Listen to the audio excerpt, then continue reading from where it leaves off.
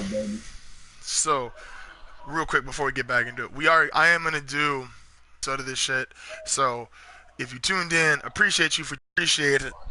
Like I always say, um, we are gonna start or get to an actual starting point.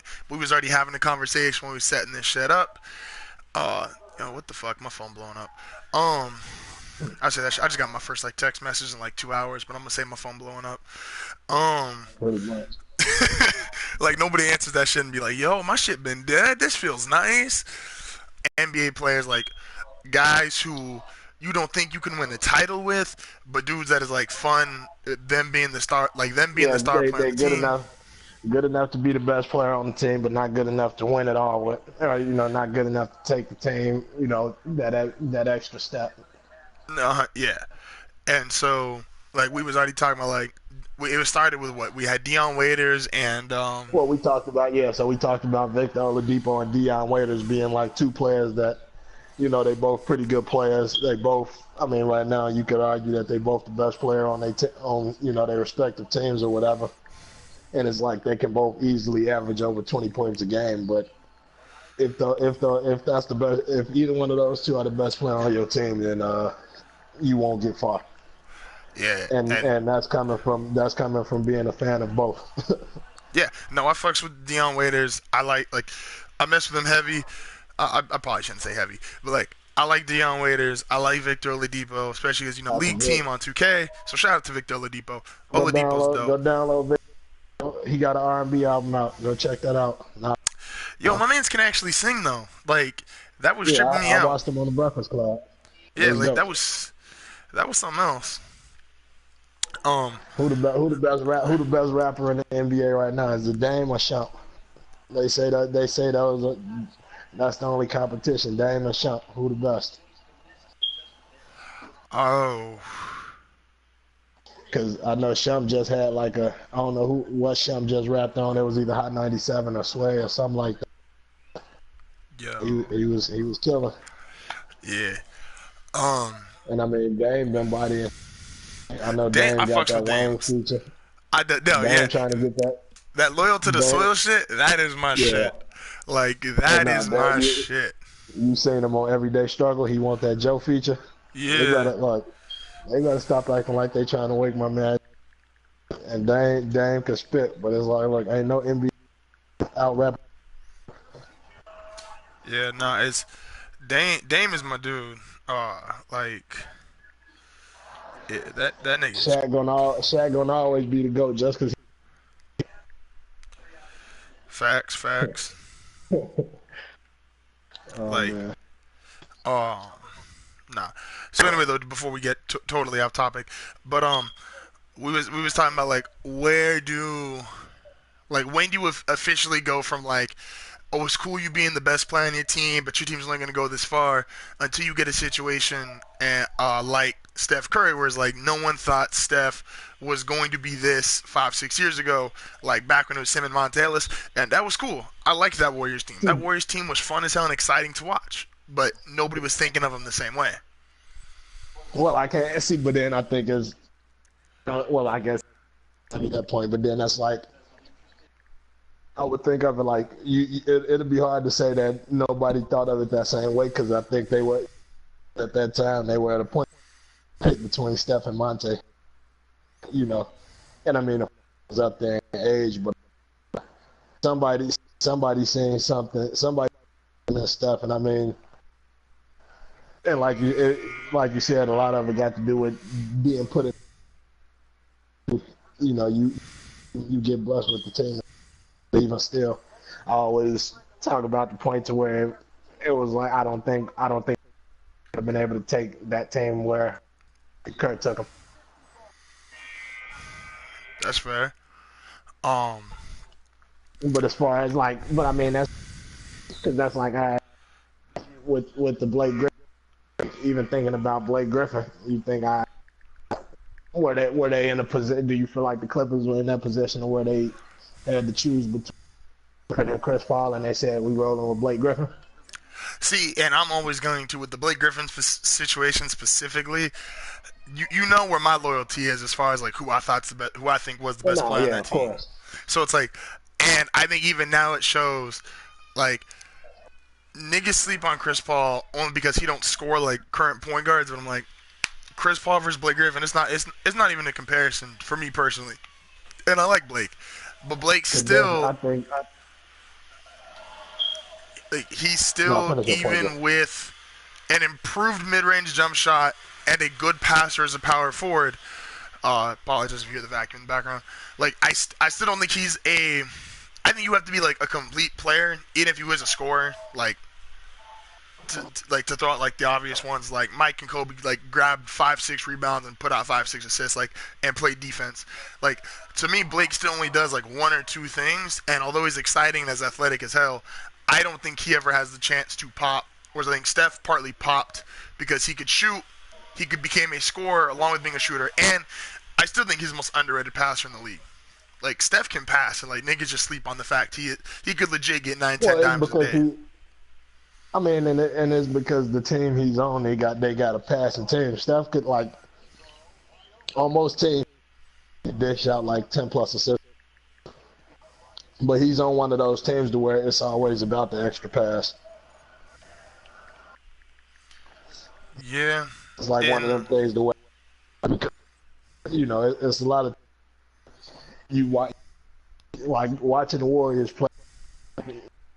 Like to count how many times you'll watch somebody pass up a shot because they baiting the defender into coming out there just so they can get the another pass in.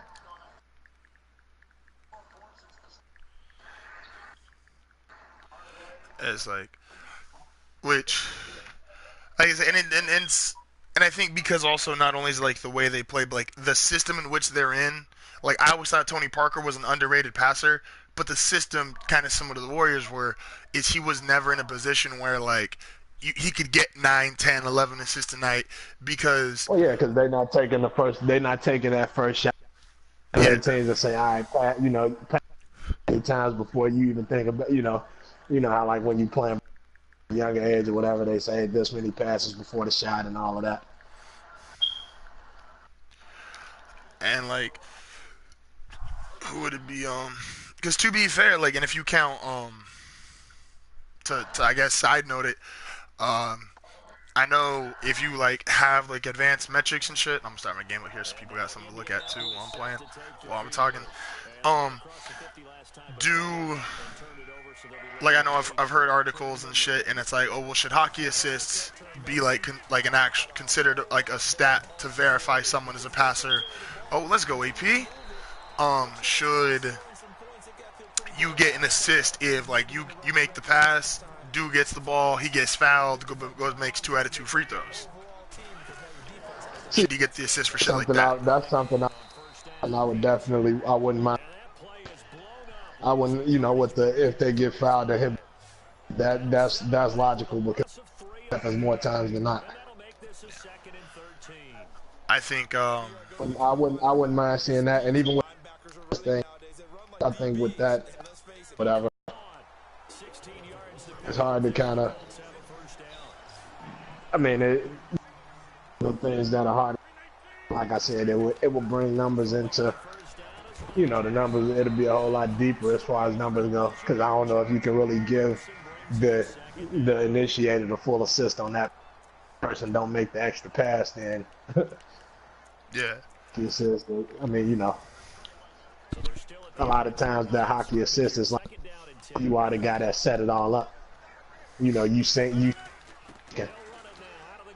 No, and 100%, which is why like I think when Draymond's averaging 7 assists a game, in my mind I'm thinking like when Draymond's averaging 7 and Steph's averaging like 7 or 8, I'm thinking, all right, Steph's really averaging like 11 or 12, but Draymond's, which it in And part I mean, is him being a good player, um, but he's getting extra off the fact of Steph put him in a great position and he simply made the right play, even if the right play wasn't necessarily a shot. not only that, but he got arguably the 3 best shooters in the Yeah, as far as Draymond is considered. Like you talking about like arguably not the 3 best. You talking about I'm still you talking about three of the top five. And Like, I think when you got that on your and I don't even know how like teams let the Warriors drive and kick them to death every game because that's all it is. And I mean, Steph crossing half court. yes, see, that's the thing though, is it's like, and I think it's why I don't think they care how many. And when he first started doing it, really like 3 years ago, when like he was just going at him with No, you gotta it's probably been about you gotta been about 5 years now because I getting crazy. He started getting crazy at Jackson. That first year when Mark Jackson playoffs, that was when he dropped 54 in the Garden. Yeah. Oh, I think it was. Yeah, that was when, and I was watching that game because man, and I'm talking about I was watching them set them screens and stuff lighting it up.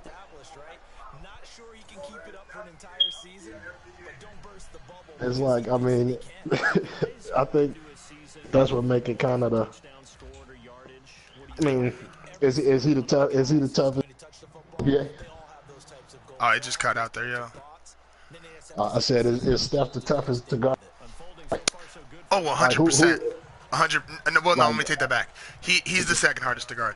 I think the guy who was just outright impossible is James Harden. Who, James Harden? Because I don't know what he doesn't do.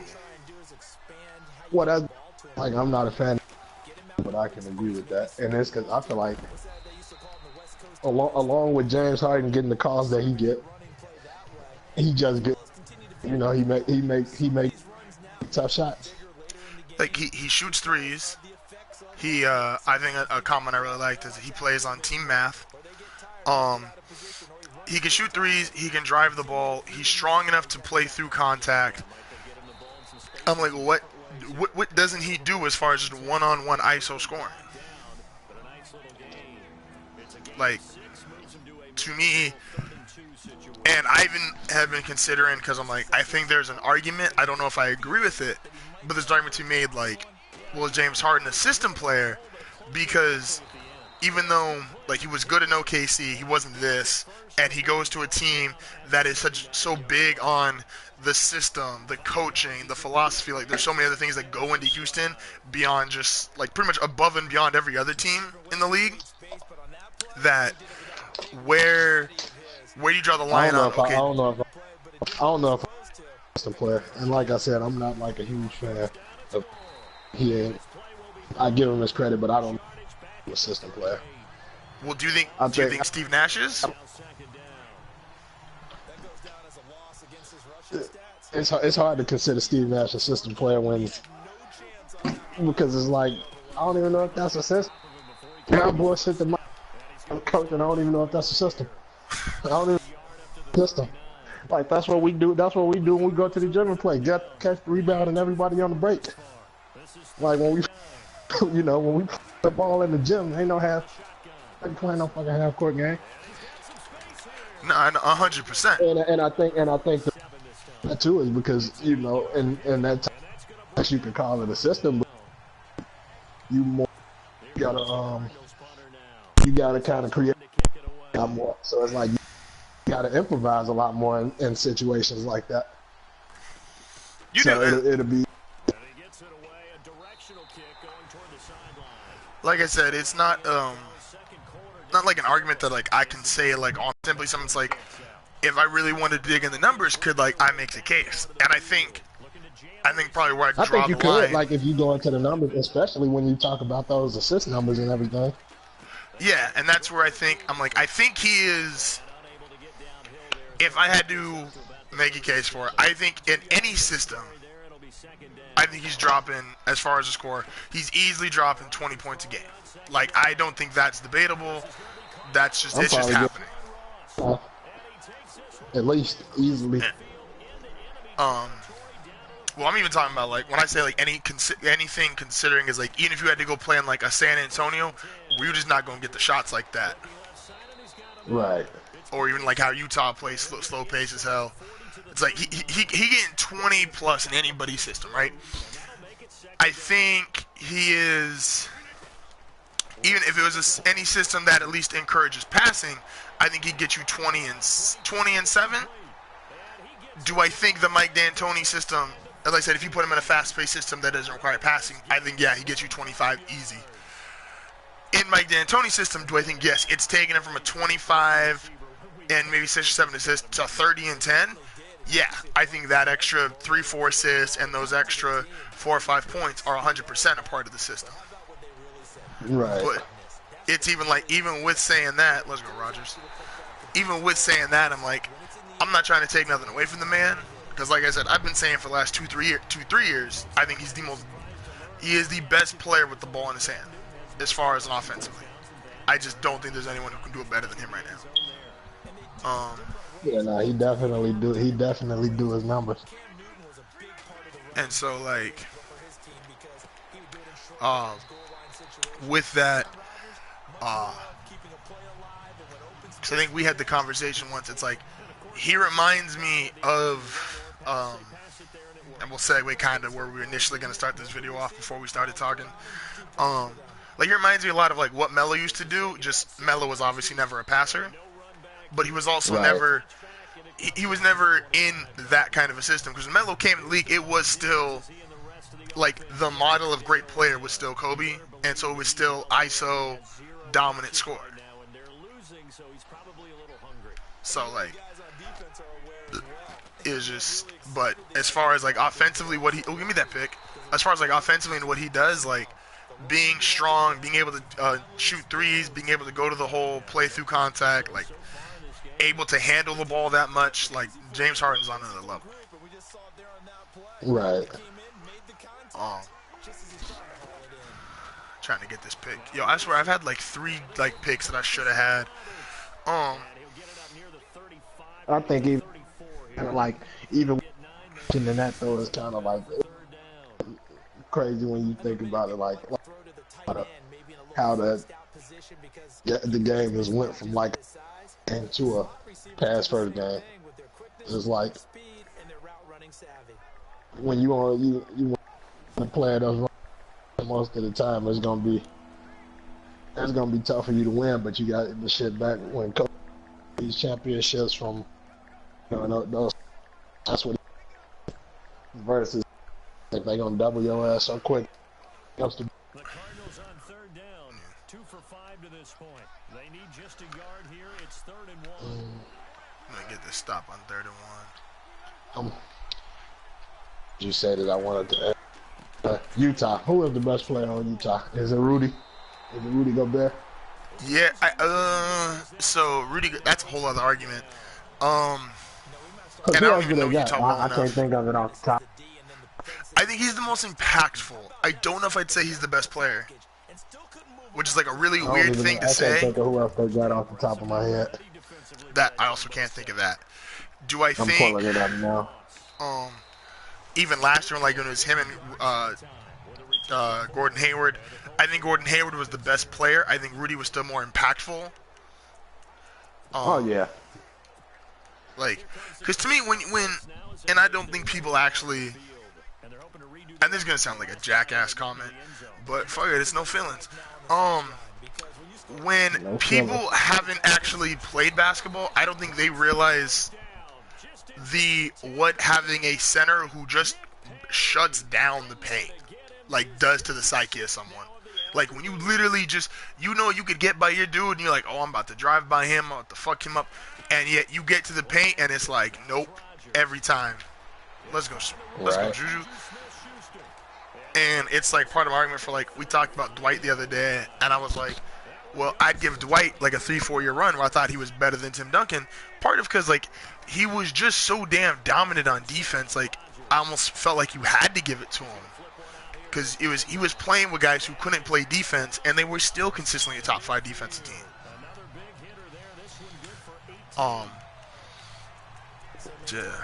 Like it. So it's you with Rudy, you get into like just kind of like where does impact versus best, and then the guys that obviously like do it both, like where do you rank them? Like I've always impact is a great versus if I have to compare like the best player on the team, well, I would never call him the best player on the team, but a lot of people would have said Chris Paul was most impactful, Blake was the best player. I don't know if anybody is saying that though. I ain't gonna lie to you. I don't think I ever felt like Blake Griffin was the best. I mean, I think I was kind of if anything, I was probably kind of keeping them neck and neck because I don't feel like, I don't even know if I feel right saying Blake Griffin was the best player on that team. I think living in California, like, Blake was the bigger star, and I think, yeah, I mean, that's because he was. I feel like, I mean, the Dunks were more exciting, Lob City and all of that good shit. yeah, and so I like, think in the heat of all, he kind of shot himself to stardom and shit. Dangerous territory. You're already down 3 scores. A 3 and out here, or an inability to put any points up. This one might be over by half. and like, yeah. I remember I threw up because I remember the Clippers was so fun. Like, and this is an old school comment. Because I remember the first like my player for 2K that I ever completed was Cliff Paul, and My man Cliff. like, this is back obviously like when Chris Hart started getting like, you knew that was one of like the dopest things. Like, as a Chris Paul fan, like, it was dope as shit to see him start getting like national commercials and shit because he was in LA now. But like having Cliff Paul, and I had I called them shits the Compton Clippers because this is before because this was the year before. No, I'm sorry. Because that's why I'm not so mad about the Cliff Paul commercial. I'm like, I had this name before they did. But this is the year before Chris went there. And I took Blake and a wag-ass DeAndre Jordan to the finals. I was averaging like fucking 45 points a game and like 17 like crazy-ass 2K numbers and shit. But that was like just a fun-ass year. That was Blake's rookie year, I want to say it was. Because that was when he put Timothy Mozgov in a fucking coffin. Oh, when he put him in the spin cycle, then he buried him. What he did was like there is people in Timothy Mozgov's family that still will never forgive him. Oh no, was that the one? Was Timothy Mozgov the one he spit on, or was that the one where he damn near just threw it in the ring? Yeah. He did or was both. that all the same play? He did both. Like, those are two separate plays, but he did both. Like, he fucked up that man's life on a whole, like, all kinds of levels. It was crazy. Like, yo, let's see if I get this throw off. This is a touchdown if it works. Yeah, no. It was too hood to be getting international commercials and shit. He was still punching niggas. Yeah.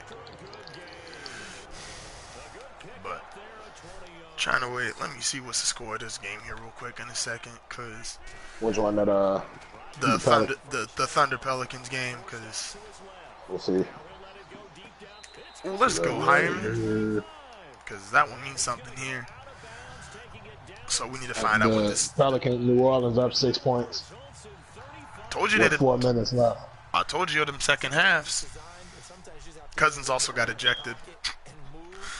Oh, he did. He elbowed Russ, which is more, I think, an accomplishment. Russ is dead. I know he ain't elbow Mello. It wasn't even like nothing bad. It wasn't even like no thug shit. Like, he just literally got a rebound, ripped the ball through, what you're supposed to do. But you know, when you 6'11", 280, and you hit the nigga that's 6'3", 220, you gonna look kind of bad in those situations. Pretty much. So like, the impact is always gonna be worse. And when you have a history like him, like, that shit is just, it's just gonna happen. Like, look, nigga, you got a bad rapport with the refs. What you expect? Pretty much. Although he's done a lot better, I will say that. Do you know he only has 1 technical foul this year? Oh shit. Like, I mean, it's still early. Don't worry.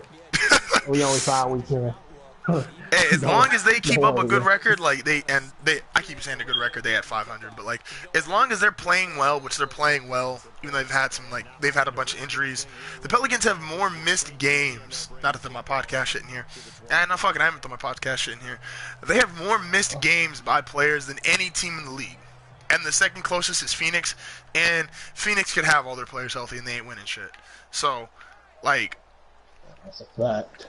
It's the it's just the Pelicans are cold, Joe.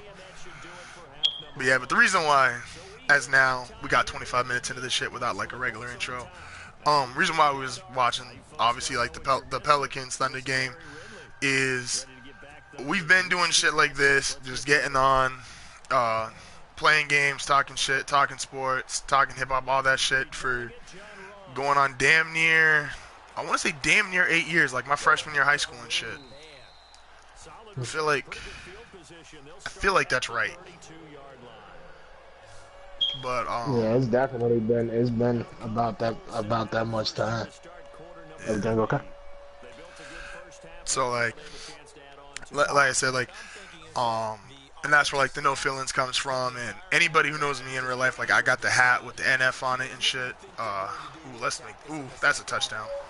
Okay. But we got the hat. I got the hat with the NF on it, and nobody that like I speak to obviously at like my own personal group as far as like in person and shit, like know nothing about it.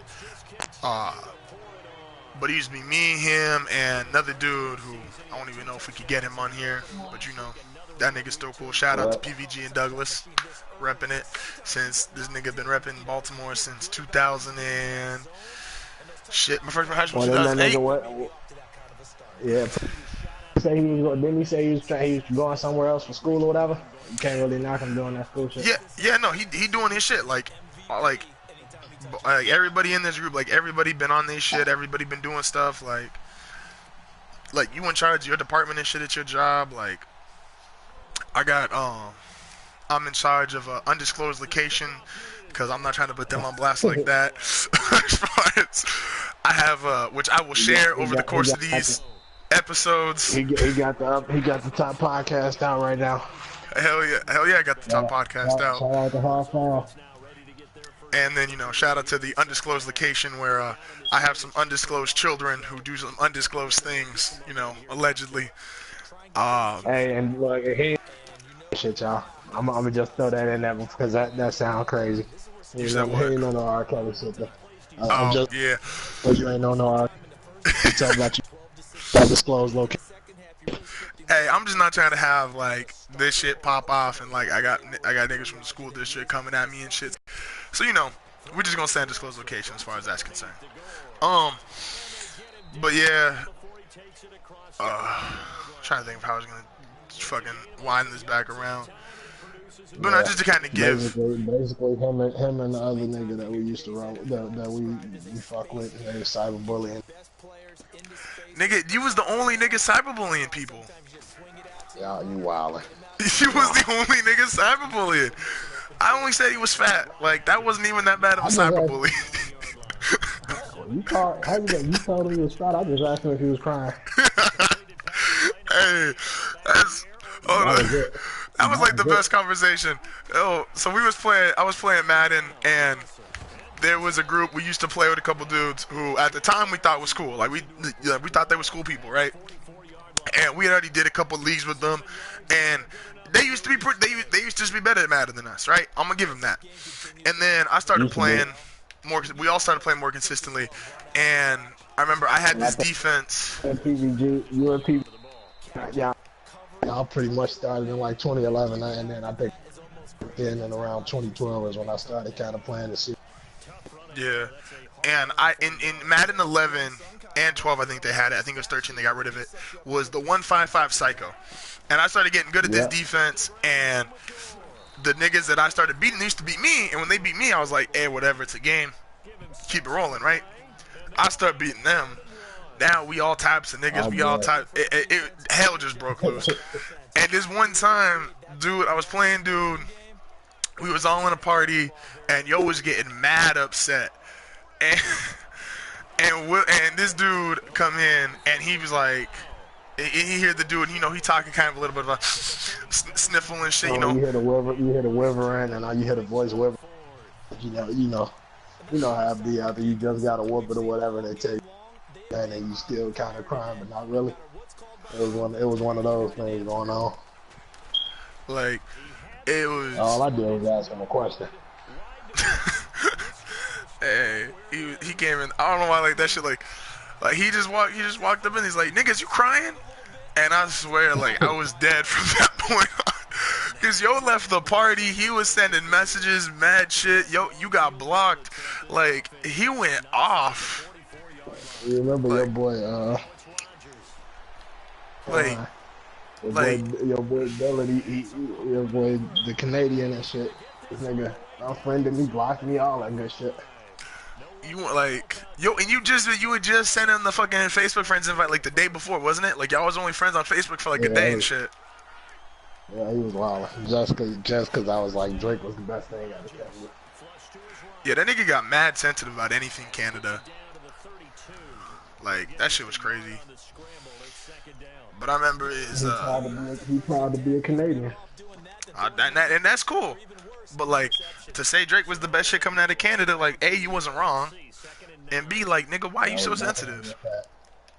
By the way, if you watching this shit and you sensitive, like it's probably not a good mix. Like it's the reason why it's called No Feelings. Like so if you sensitive, you know this is not the content for you. They have YouTube Kids. It's a popular app. You should go pick it up in the Apple. I ain't gonna shout out fucking Apple or iTunes. Fuck them I mean, niggas. They well, don't cut pay the me. check. Cut the, Um, but like, what was I say though? we definitely had my man Dwayne Cash. Dwayne, shout out to Dwayne and his kids. He got two of them now. I think you said. Yeah, hell yeah. Oh, Shout out Bumbleclot to both eating his mother. kids. I know. Funny Jamaican dude.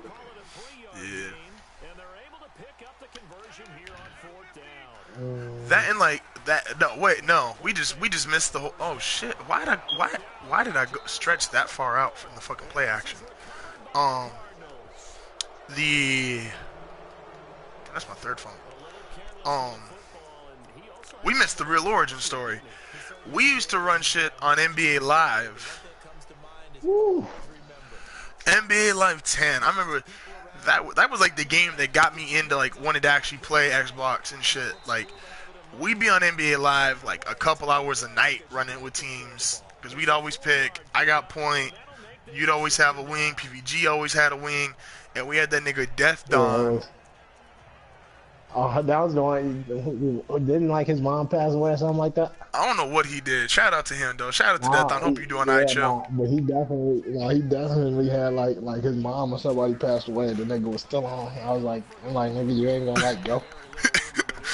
Like, Shout out to you though. yeah, shout out to Death Don. Cause he would always play big man, and I mean we used to run shit. We used to run shit like every nigga talk shit saying like they was this, they was that. Like I mean we used to literally run shit on NBA Live. Like shout out to NBA Live. That shit. Right, That because we used to run with who were we running? We were running with mostly the Celtics, wasn't it? I think yeah, it was a lot of the Celtics and I think we even ran Phoenix a lot too, cause Nash, Stoudemire, and PVG fucking ran Yeah, it him. was by yeah. Saying and them niggas. Like, but what else was it? Yeah, no, NBA Live. That was the origin of No Feelings and shit.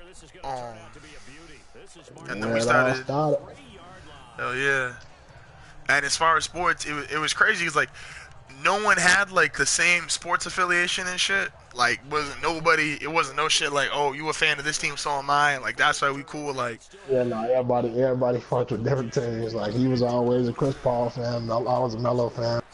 Fucking yeah, this nigga was a he was Celtics. LeBron and Rondo. I don't know how you was a Celtics fan. How you was a Celtics fan and LeBron was your favorite player, especially at that time. I didn't get it, but you know, shout out to my man. Like that's the homie, yo. And then, but that's why, like obviously, I went from a Chris Paul fan to, even though every nigga clowned me when they went to the fucking Pelicans and shit, I stayed course. Oh, let's go. Let's go. AB. Oh, let's go. Yo. All right. But stayed the course. So I went from Chris Paul to a Pelicans fan. Then obviously like AD. Chris Paul is still my favorite player. AD's a better player right now. But, you know. So is AD your second favorite player? Oh, 100%. That's not even a question right now. Like, AD. And what about who your favorite up and coming player right now? Is it Giannis or Ben Simmons or? Oh fuck. So if you asking me like, as far as who I've watched play, I'd probably say Giannis. And then 2K fucked that all up for me. And 2K, I'm a huge Ben Simmons believer right now. Like, and that's a crazy thing to say where I'm like, yo, a video game really made me think this dude is that nigga, yo. But like,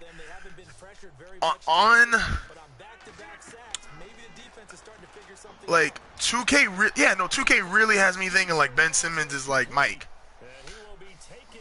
Like also Aaron Rodgers 17 and 19. So, you know, I bounced back from that 0 for 1. You definitely did. And like, you would say Giannis. I think as far as playing Giannis, but what are we considering up and coming? Because we're not gonna sit there and act like AD's not 23, 24. I'm sorry. Is that not up and coming but I mean, no more? like, even still, I think he with him being that age, I think he's like established himself as, you know, one in the league. And I'd agree, but like it's just so crazy to me that I I'm mean, like, what year was his draft? shit, 20. Fuck, what was like the worst year of my life in basketball? I want to say he's 2011. Yeah, 2011, because that'd make him. Right? I want to say because Kentucky, I believe Kentucky won the national title in 2010 with him, Well, and then he was drafted. Because you can say you can say up and coming because he's 23 or 24, but you got it's like, all right, my man Ben since, I mean, you know, he's been in the league for 5 or 6 years. Yeah. Which, I don't know. That's like for me. I think I'm like, even though Phoenix is ass, I'm a big Devin Booker fan. I'm a big Andrew Wiggins fan. I fucks with Devin Booker. This, and if you ever heard my podcast, which if you haven't, go check it out. Yeah, I'm a huge Devin Booker fan as well, and I've defended. I don't know if defending is the right word, but because I don't really think it's an argument for anybody outside of me. I'm on the Karl Anthony Towns is overrated bandwagon, which is currently consisting of just me and some hateful ass niggas in Oklahoma. But it's like, I think Devin Booker is the best player out of that draft class, and Karl Anthony Towns is in that draft class. And it's like, I think there's more to Devin Booker than I think there is to Karl Anthony Towns. But like, that's, you'd have to go check the video out for that and go listen to the episode. I think it's episode 42, not that I know that off the top of my head or no shit like that. And what else was it? Cause how much time's left in that game really quick before I make my next comment? 10 seconds, y'all up 5. Let's go. How many points AD got? What's his stat line actually? Just the whole, I'm gonna need that whole stat line here because that nigga's ridiculous. 33-13, 3 assists and 2. Yo, like my man is like that's just that's crazy. Like, I mean, Westbrook definitely grabbed more boards than him now. hey, they be good. Westbrook 15. Fuck Russell Westbrook. 22, 16, and 11 assists. Fuck Russell Westbrook. See, and I think 22, 11, 11 is completely feasible for him. He's a monster. I was actually having this conversation the other day. And I made the case, you know, if you look at his skill set, it's really weird, but I feel like I could make the case. Or because it's like it's only weird because it's like he ain't like a great shooter, but it's like you'll let him keep shooting. I think he's the greatest high energy player of all time. But I don't know what he does besides just provide insane high energy and crazy athleticism. Otherwise, I don't think there's another dude. Hey, fuck you too, Hernandez. I don't think there's another dude who can simply just like outwill you and just outwork you to the point of what Russell Westbrook does. Oh, this is a touchdown. Without like a refined skill set, because he's not a great shooter. He's not. I don't even think he's a great passer. A great rebounder is just everything. So it's like, I think he's just a great high energy player. That is in. He just has extreme. Oh fuck! I missed another field goal. And then I think at his size though, his size being like 6, supposedly is his strength and athleticism are like crazy for that size. They are. Than the speed.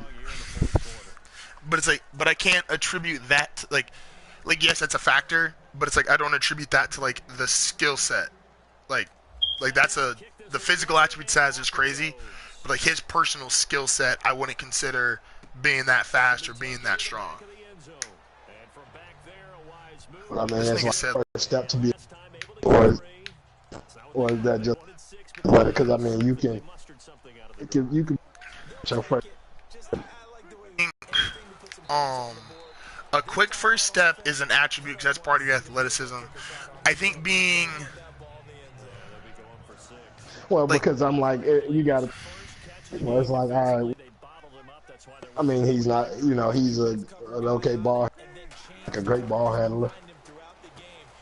Like as far as a point guard goes, to me, Russ is probably an average ball handler. I think so. I think if you compare him, I think he's average at a lot of things, which is crazy. And it's like, and I'm not even trying. This by no means. I'm not trying to hate on Westbrook. And I wouldn't even say average. You could give him good. It's like he might just be everything he need to do.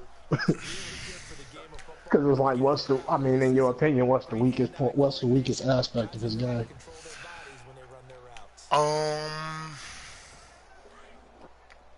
Because it's like I feel like pointing out what he does best is probably just pointing out what he doesn't do good.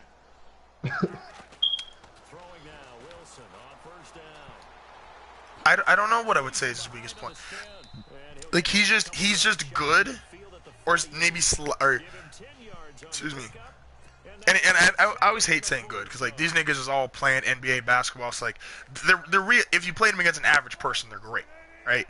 So it's not even to me that aspect of it. But in terms of an NBA standard, I think he's good at a lot of things. I don't think he's particularly great at one thing. Well, that's what I'm saying. It's like, but he's a hell of an energy player. Like to me, everyone has like. When you look at great players, it's like you got plenty of guys that's considered. Kenneth Faried is considered a high energy guy. He is. I know that's what's crazy though. Is it's like if you look at almost any great player, like you can look at one thing and be like, okay, that's like their special skill, right? Like I could look at even. I don't know why he popped in my head, but like Steve Nash, like, and you could identify with him how he passes and shoots the basketball. Like Steph, how he shoots the basketball. LeBron, how he passes and plays point forward. I don't know what the thing is with Russ that I'm like, oh, he does this.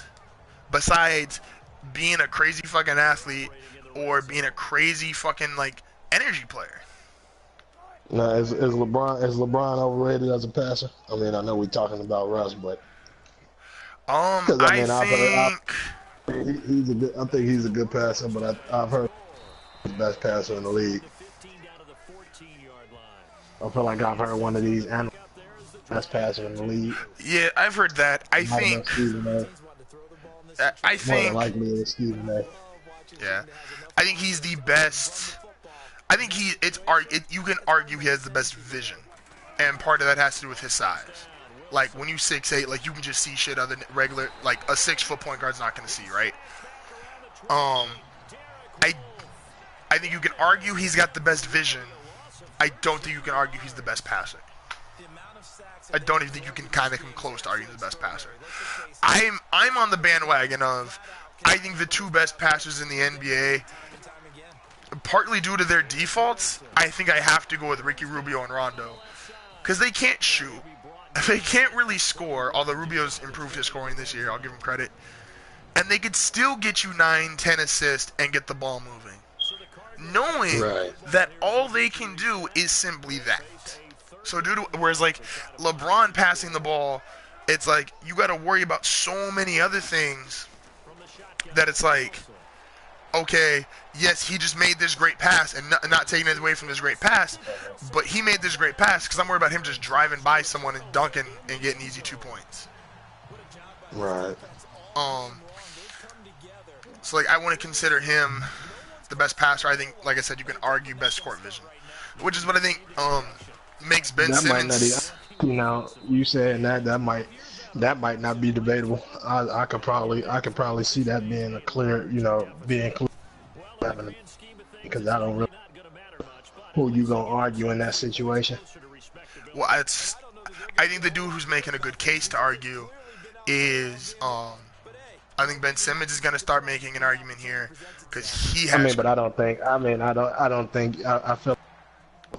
I don't.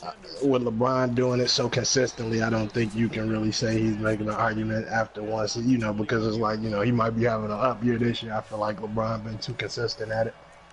No, 100%. Like so it's one of those things. It's like it's not. Obviously, he doesn't have like the resume or the track record of like someone like LeBron does with doing that. But even so, it's like, do I think he can do it just as well right now? I think he makes a case for being in that class. Is the same way as like Lamar Odom used to have crazy court vision. Part of the reason is because he was 6'10". Like he could just see things other guys couldn't. It wasn't that he was a great passer. Lamar Odom before Draymond. No, 100%. Like, and so. Even before the Kardashians and the drugs. Hey, shout out. And the Chinese. Shout out to Lamar Odom, though. Yo, almost said shout out to the Kardashians and drugs. shout out to the Kardashians. Though. About to do the Tristan Thompson next. Yo, like. Sitting there looking at my girl sitting here giving me the crazy face because I just said shout out to the Kardashians. Yeah. Which she already. I've been telling her that Get Out was based on the Kardashians anyway. Look at what they do to a few good men. Kanye ain't been the same. Hashtag black men don't cheat, but they do date Kardashians. That's a fact. They almost got James Harden. Damn. He let Tristan Thompson go on the fucking. Like, what was it? So, what was the next comment I was about to make?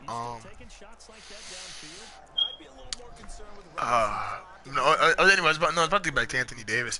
What I think makes it so crazy about him is it's like, he's almost lost points as a defender simply for how much better he's been on offense than people thought he was going to be coming out of college. Like, it's like him being an elite offensive player has taken away from the fact of he is still an elite defensive player. Like, he's never averaged less than 2.6 blocks. Fucking Jokic. It takes away from that he gets on defense, and then it's taken away from defense, or just as far as taking away from the credit people give him. It's like people sit there and think that. So like there's the normal stigma that of like, oh, if you play in great defense, you're not always going to play great offense. You're spending so much time on defense. Or if you're playing great offense, you're not going to play great defense because it takes energy. It's like, but like, he still does the same thing. Like, And I think it kind of just has to do with winning. Is like obviously like when you're winning, they'll sit there and say whatever they want about you. Like they'll say, Well, "Oh, yeah, look at because how I well." mean, they don't say it about Kawhi. No, because Kawhi's won. He averaging well, no, that's what I'm saying. Winning is the difference because it's like Kawhi could average 26, Kawhi 6 points, and then he's still in the still one of the top two or three guys in the running for defensive player of the year, while 100%. averaging 26 points a game. Yeah. And I'm like, Davis is, and I don't think people realize it. Like, the numbers they're gonna put up, are fucking ridiculous. There's a chance Cousins and Davis will both average 28 points, 13 plus rebounds, top 5 in blocks, and playing 30 something minutes a game. Like, that is absurd. That's not even shit that like Elijah and Samson did when they were together. And Elijah's a fucking monster who has another nigga who 2K redefined my definition of, because I'm in the boat of Hakeem Olajuwon might be the greatest player of all time now because of what he's done to me on 2K. Like, there's just some shit that's happened on 2K that I can't forgive. Yeah, I can't like fuck. You got blurred vision. Who the best player? Like, yeah, this shit is. But it's like, and I think if the Pelicans make a playoff run, which I expect them to, is like people will see again, especially when he's got to go up against like the better teams. Like, they will. I think the craziest thing about both of those players, and Davis I think is a better defender than Cousins, but I think it's crazy about both of those players is the fact that Davis will cover Kawhi Leonard. Davis will cover Durant. David, like, he will play. He will actually guard 3 or 4 different positions, as well as they run fucking pick and roll for 7-footers, and sometimes it's pick and pop. And a dude's just sitting in the like, when have you seen? And Cousins, I think, is the best post player in the game. The best post player in the game, who's just chilling at the 3-point line, like, all right, nigga, give me the ball. You know I'm gonna make this. Like, it's ridiculous.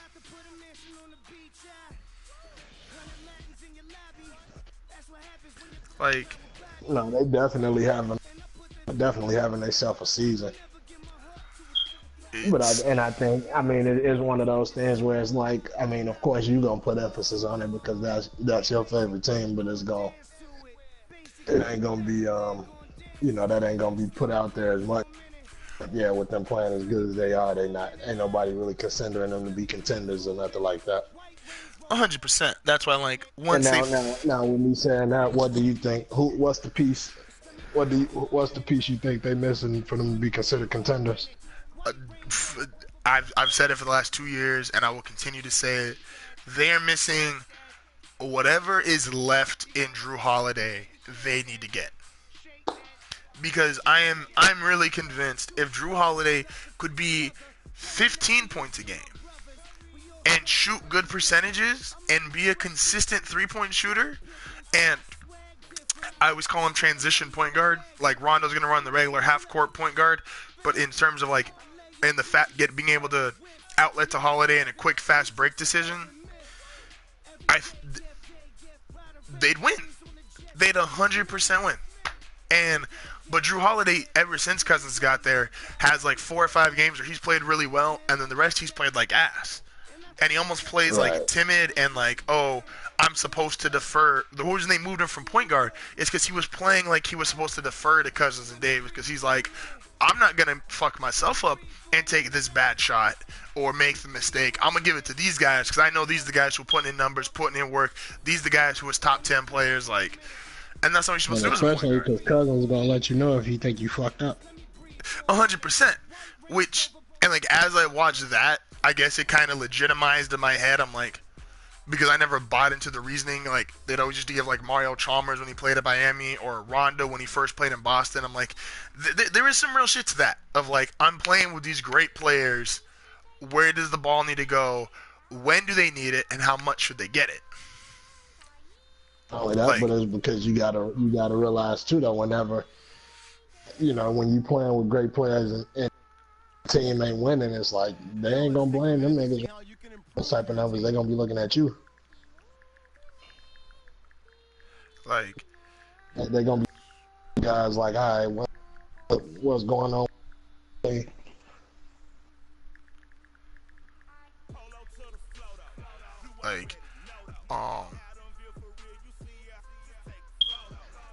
Back-to-back perfect passer ratings. Um, I'm advancing. Let's see. Get ready to advance. But um, well, what would be it? Like I don't know. Like I just feel like when people say like, oh, and it's more so with Davis than it is with Cousins. Like people say like, oh, like you just like people don't appreciate like a once in a generation type talent. I'm like, this man is literally once in a generation type talent, and especially like if you compare him with the other guys who are like his build. Like there's a bunch of guys who came in the game after LeBron did, right? But there's still only like one Paul George, there's only one Kawhi, guys that have that similar body type and are handling the ball like that. And there's a bunch of guys who teams thought were going to be that, and they never ended up being that. If you look at all of Right. these like point forward, like power forward center guys who are handling the ball, shooting threes, Davis is the best out of all of them. And I think the only dude that's hard to compare him to is Giannis, because Giannis is actually a small forward. The nigga's just 6'11". Um, like, so, like, And as far as power forwards, who else would you consider to be that they trying to say to be that though? well, obviously, like the one I'm always gonna go to is they compare Karl Anthony Towns to him, which I think is whack. I mean, but the Towns play center though. I mean, David, does he? Like, if you look at it, like they're both the same height. I think Towns is maybe like 10 pounds heavier. Um, like it's one of those because Davis played center when Cousins wasn't there, and like the last couple years when they've had inconsistent centers and inconsistent big man, like Davis has been the one that's been playing center, or he's played center in spurts. And I think even the Timberwolves, if they had a dominant big man or like a serviceable big man, I think Towns would play power forward. Mm. And But I mean, it's like I mean, I get it. I'm not. I don't think Carl Anthony Towns is gonna be better than Anthony Davis by any means, but it's like the nigga 19 he's 20 or now. 20, No, you he's know, like 21 now. 19 or 20. He 21. Call him a bust. He been I in the know, league for right? years. You know, you call him a bust. He averaging 20, and then a bust. Shit, my man. And I'm So low with if him. that's a bust, what we call it? If that's a bust, what we call Alonzo? No, that's what I'm saying though.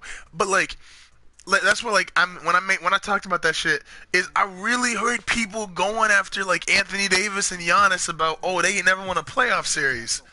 I'm like, what is the expectation? Like, it's dope, and I know I bring him up way more than I should, but it's only because like it's such I think it's a great thing to put in context when you bring up like all-time great players, like when you bring up Kobe, Mike, Shaq, Magic, like you can really like context some other guys. You're like, yo, like you just not on this level, but like you don't have to be a top 10 all-time player. You can still be a hell of a player.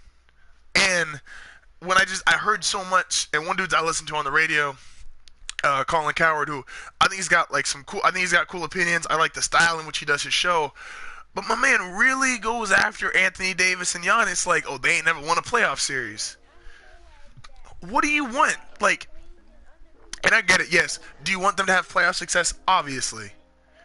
But they're two of the 10 best players in the league, and they're under 25 years old. I'm just like, what if that's the And then I standard? mean, it's like you gotta, especially when you got a league full of like these, whatever. You can't really. I mean, you know, you gotta kind of judge different when you No, know, which is 100%. crazy. And that's what I'm like, if that's the standard bearer and that's not good enough, because like I said, if Davis and Giannis haven't won a playoff series and they really underperformed, then I want to compare every other nigga's resume in the NBA, because there's a whole lot of players who they shouldn't have a job then. If you got to be at least this good to play is Davis and Giannis, then get the fuck out of here. 80% of the league is trash. 90% of the league is trash. 95% of the league is trash. Like, oh no, that shit killed me. and it's like not just him. Like I've heard other people like make that comparison. And I'm just like, yo. And I even defended. And I don't even like the player. I like the nigga really, but like Anthony Bennett. I'm like, who's to know? I'm like, Anthony Bennett was literally pushed out of the NBA and considered a bust by 22 years old. And I get it. And someone pulled up some other stuff, and like Anthony Bennett got into some off the court shit that never really got brought up. But I guess he was doing some fucked up shit. And if that's the case, I won't. Then I don't blame what happened to him, right? But as far as just from a basketball perspective, as far as a life perspective, I'm 23, and I haven't accomplished as much as what Anthony Bennett did. Because who knows how? Because however much his rookie deal was, and even though he ended up blowing some money, like he's made millions of dollars already. I ain't made millions of dollars. I ain't been in the NBA. So does that mean I'm a bust? Does that mean like my life's a fucking failure? Like it just that shit never clicked with me. Oh, that's. I mean, but then it's always like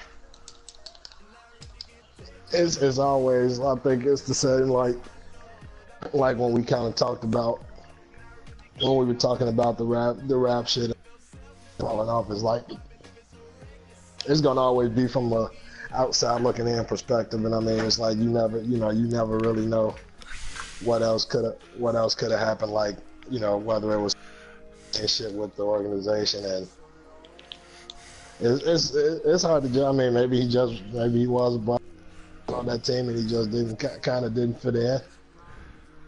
Yeah.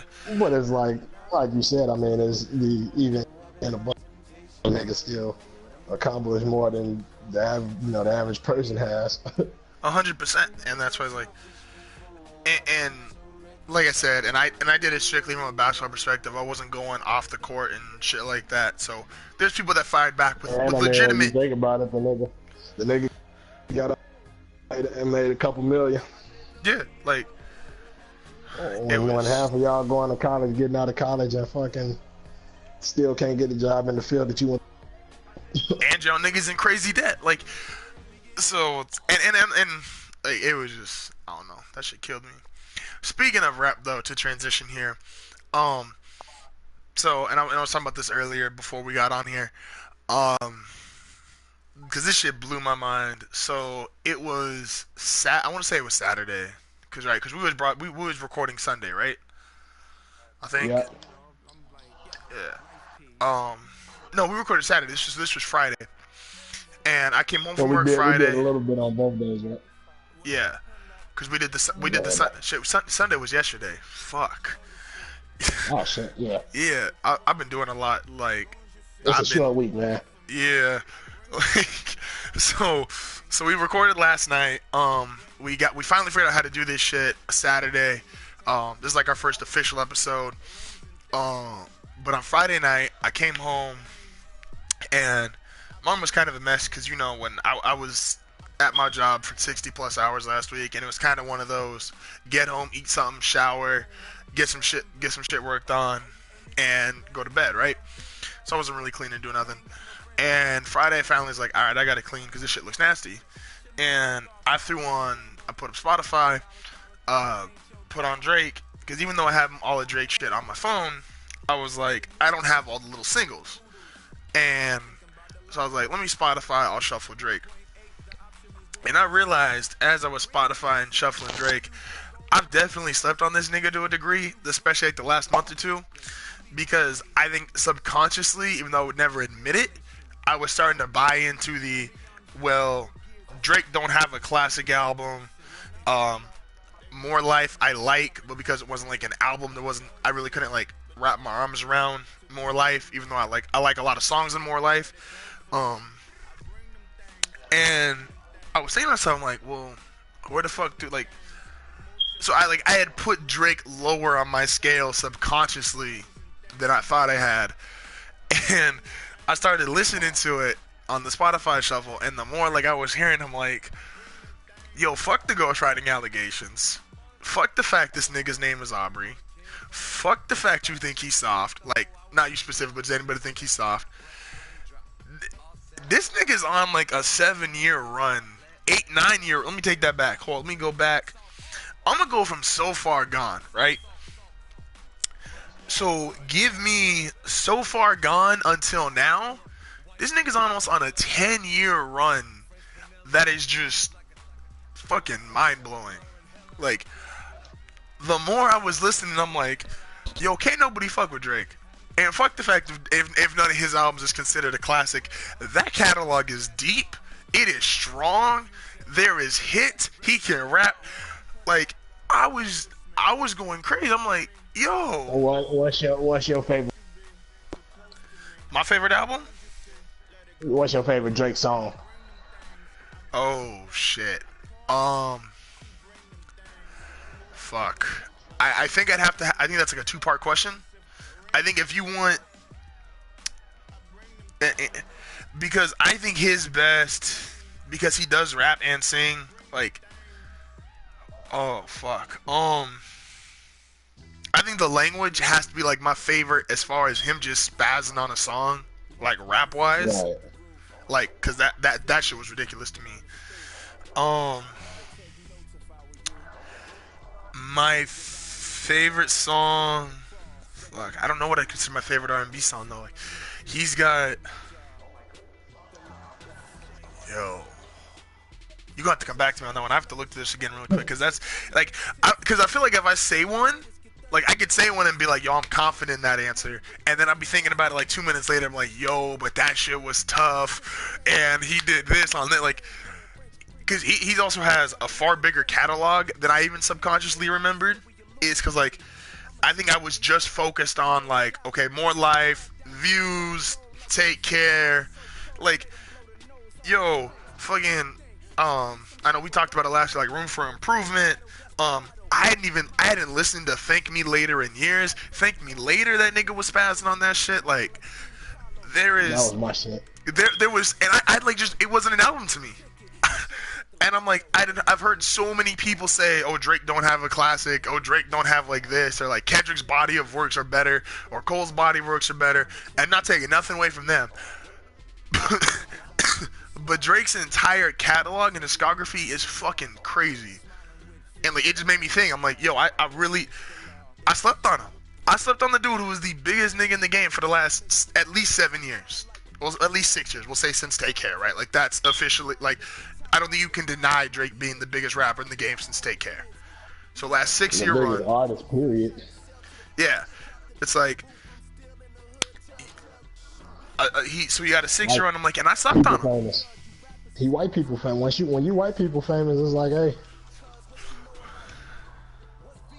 Like, that shit is crazy. I don't even know. I asked you that question. I don't even know what my favorite Drake song might be though. It's. I don't know. I know one of my favorite. I mean, anything, pretty much almost anything that's like introspective. Like I'm big into like the whole introspective shit. And see, there you go. One of my favorite songs, Tuscan Leather. That intro on Nothing Was the Same. That's my shit. Tuscan Leather's dope. See, and I even get fucked up when I'm like the introspective shit, because I think me and you got like, I think for the most part, I think we're pretty like similar as far as like our taste in music. I could make a case. Every single one of his AM songs and PM songs are his best introspective and his best rap songs. Like, I could go 5 a.m. in Toronto. That's definitely a good. I wouldn't mind that. Like, to me, You in the Six, that's one of his dopest ones. Yeah. I even like the shit on More Life Than I Lose You. One of my most recent ones. Oh yeah. Or Do Not Disturb. Or on Views. And Roll Flows. On that, what is that off of Take Care? Look What You've Done. That's one of my favorite songs you got too. Right? Yeah, and it's like, but then that was like the thing that like with, like I said, and I could have done it on my phone too. Like, I just happened to be on Spotify. I think the only songs I really don't have are like shit like Signs. I don't have on my phone. I don't have all the AM and PM songs. Like, but just the more like I heard this dude, I'm like, and especially if you are a fan, right? Like Wayne, one of our favorite artists, And one of the things as like a fan, it's like Yo gave you so much music, so much commitment, so much work. It's like, how could you not love that as a fan? And obviously, once you get to that level of stardom, people are gonna find reasons to hate you. And like, if you're not quote unquote living up to their expectation or their version of your standard, like they're gonna give you shit. But I'm like, Drake gives you two types of music, and a crazy amount of styles in those types. Like, I think Drake literally has a song. This is gonna sound probably corny and light skin and shit, but he literally has a song for however you are feeling. And music is a feel. Like, one of my favorite shits is Furthest Thing on Nothing Was the Same. That's my shit. That's my shit. Like, and it was especially because I'm like, without getting like too personal shit, is like my junior year, like before, I'm about, hope no one in my family's watching this shit right now. In my, like the end of my summer, my junior year, I was hanging out, the people I was hanging out with, that's when I first started going to parties and shit. And so, like, I wasn't hanging around like my normal group of friends. Like, we were still talking, but they were kind of doing their thing, and I was doing this. And when he's like that shit, I'm about to forget the hook right now, but fuck, I need to play this shit real quick to remember.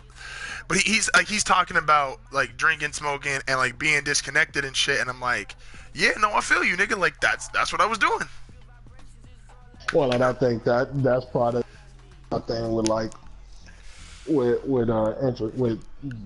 know the introspective part of it, because like most of the introspective shit, I feel like mostly anybody can relate to, unless you trying to just be hard ass street nigga and you know act like you ain't got no feelings and shit for real. But it's like most of that shit I can relate. Most of that shit is relatable, which that's like my favorite type of rap. That's why like shit. Even though I'm probably like I'm definitely alone in this, but my favorite rappers. But it's because it's like shit when you could kind of talking about it's different. Yeah. And that's why with a lot of these mumble rap shit I can't get with, because number one, I don't understand them. No, 100%. And it's like,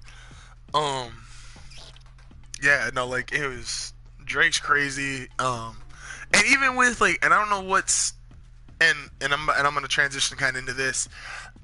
Like there is a hitmaker aspect of it, because like obviously like we both listen to Joe, and like Joe does a lot of similar things to Drake. And I don't know if it's just the beats that Joe uses compared to what Drake uses, or like what it necessarily is about making him. I think it's more so likability. Like it's like I feel like Drake is probably just a lot easier to like than Joe. And it's like sometimes it's like some like artists though that honestly did never wanted to be as, he wouldn't want to be as famous as Drake is. Yeah. No, that's it's also like true. I don't want that. Everybody don't want that attention. No, that's 100%. Like, even with, and obviously I'm not anywhere near this shit, but I'm like, what I most want, even for my podcast, is like, I want to be big enough that like I can get like sponsors and stuff, and actually like pay and make a career out of it.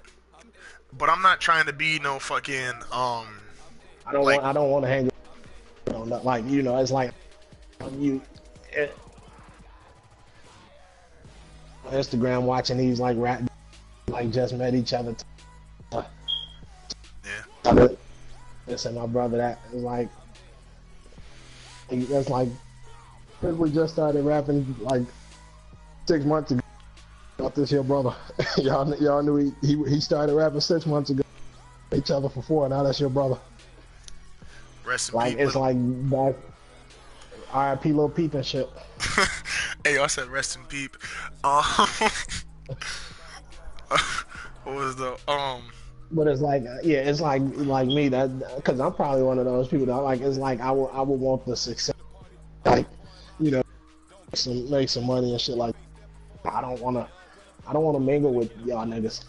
Like I don't want to mingle with niggas.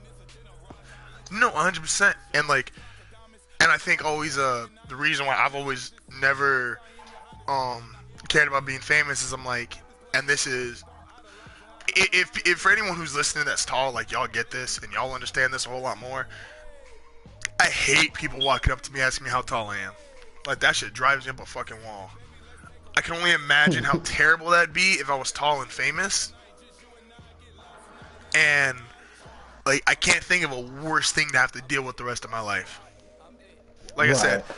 give me enough fame and give me not even fame, give me enough popularity that I'm like, people are tuning in, listening to my podcast, I'm getting revenue off it, I can take care of my family, take care of my kids, have some extra money to enjoy myself, because I work my ass off on this shit, and I ain't, fuck a humble brag, I'll work my ass off on this shit. Give me that, y'all, I would like, and it's crazy, it's like, I would never want to meet Drake, because I feel like if you meet him, and you have any kind of, like, notoriety, I tell you that. like, your shit would blow up, and I'm like, I'm not trying to be that.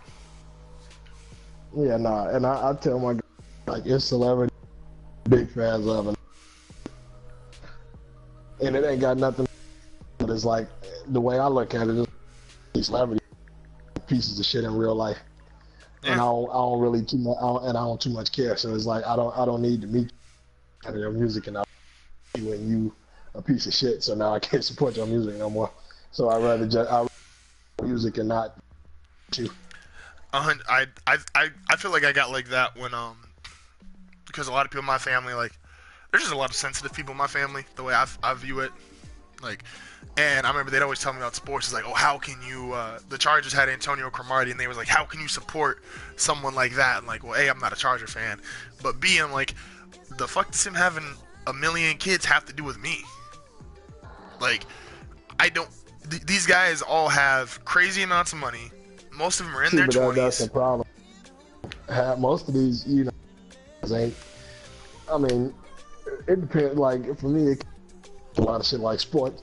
I feel like sports is definitely different from like the music industry, and that it's like, I don't too much care what you do, but I think most fans are like y'all care too much about their personal life. Yeah. Like, that was like the shit, we was laughing about it, like, the comment Drake made at the club when he was performing. He was like, oh, I'm gonna beat dude's ass, you keep grabbing the girl. And it's like, everybody's like, oh, like, Drake says great person, all this shit. I'm like, yeah, but I really wouldn't have cared if, I don't care that he said it, and I wouldn't have cared if he didn't say it. Like, that's not going to influence me getting his next album, or me influence me listening to his next song.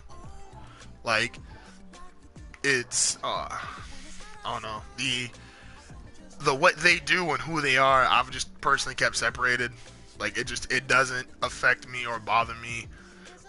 It is what it is. And that's like even that's like even thinking a lot about people that are probably Tom Brady fans, knowing that Tom Brady is like a huge Trump supporter. Yeah. And I mean, some people like, oh, I can't fuck support. So some people like doing his personal life, because it's like, number one, I don't know shit about his upbringing, and I don't know why he believes the views that he got, but it ain't got nothing to do with me. 100%. Before I want to get one more thing about Drake. As a self-empowerment thing to people, yo, fuck the government. And this, not to sound crazy or no shit, but like, I'm personally of the mindset, no matter who's in office, like, I mean, you could give me any president who's been in there, any president that's gonna be in there, any politician, like, they not the people that's gonna save you. Like, you gotta wake up, you gotta make it for yourself. Like, relying on someone in that position to make or break your life, I just don't identify with it.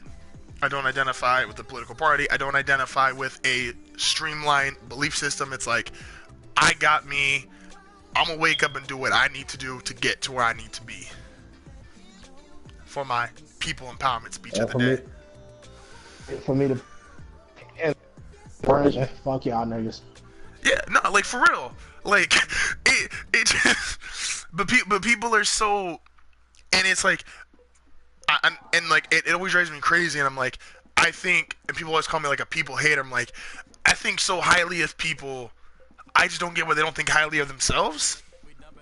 And I'm like, if you knew, like, the things you could do just by getting up and doing them, like, that shit would be crazy.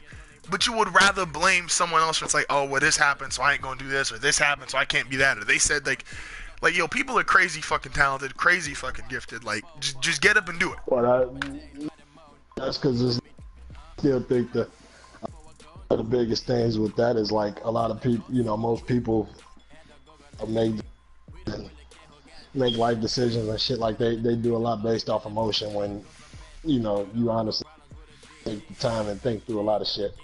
But too many it's too often that people make life decisions based off based off how they feeling at the time. Like you might be having a shitty day today and you might be like, yeah, nah, fuck this or fuck that or whatever, instead of taking some real time to kind of think about what the type of decisions you make.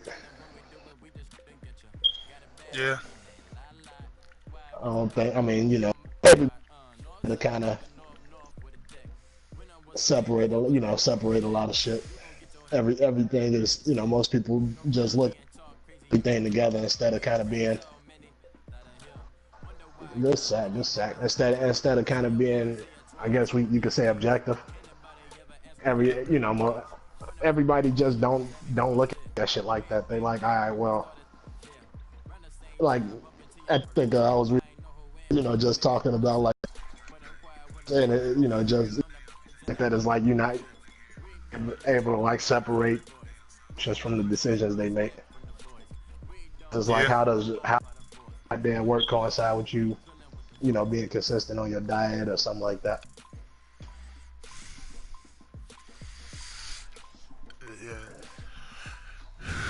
Yeah, no, 100%. I'm trying to alternate here between. I'm not even playing Madden right now. We're just kind of focused on the conversation. And I'm on Instagram. Go follow me at Heartfoul Podcast, Twitter Heartfoul Podcast, Facebook Heartfoul Podcast, and Snapchat JKid9080. So 90-80. that 9080 is low key. Like, if niggas knew how much of my personal shit was attached to 9080 back when I was 18, 19 years old, niggas could have ruined my life.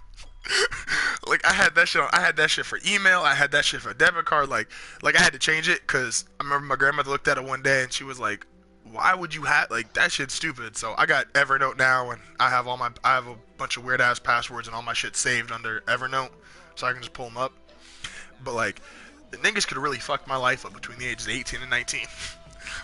But all with 90. Oh yeah, like that was my debit pin, that was my email password, that was all my social media shit. And I didn't really have I didn't have no social media shit when I was 18 or 19. It was crazy. Like, anyway, to finish off the Drake point, where do you think? Because obviously Drake has he is a hit maker. Who do you think? And if you have someone else you want to throw in here, like, feel free. I think the three biggest hit makers of basically 2000 and beyond is, I think Nelly has to be in that conversation. I think Akon has to be in that conversation. And I think Drake has to be in that conversation. Out of those three, and like I said, if you got someone else you want to add, who do you think, all three popping at the same time, who is the biggest hit maker out of those three? You said between? I say Akon, Nelly, and Drake. And like I said, if you got someone else you want to throw in there. I mean, are we throwing Wayne in there, or like a T-Pain? A T-Pain definitely has to make that list. Wayne I would consider slightly different, because I think Wayne's hits, and this isn't taking nothing away from like what the other guys do, because Wayne was, despite his one rock album, was just rapping. It'd be like M and 50 have a bunch of hits, but they were just rapping. They just became hits. It's like I wouldn't consider them. Like Kanye, maybe I would say, like, it's like how we was having the conversation between like rap and hip hop and how there's like a difference. I think the hits are more in like the hip hop overall culture lane, whereas if you just rapping your ass off and that song becomes a hit, like, you were just rapping your ass off. Right. But T-Pain definitely has to make that list. I'd agree. So T-Pain, Akon, Nelly, Drake.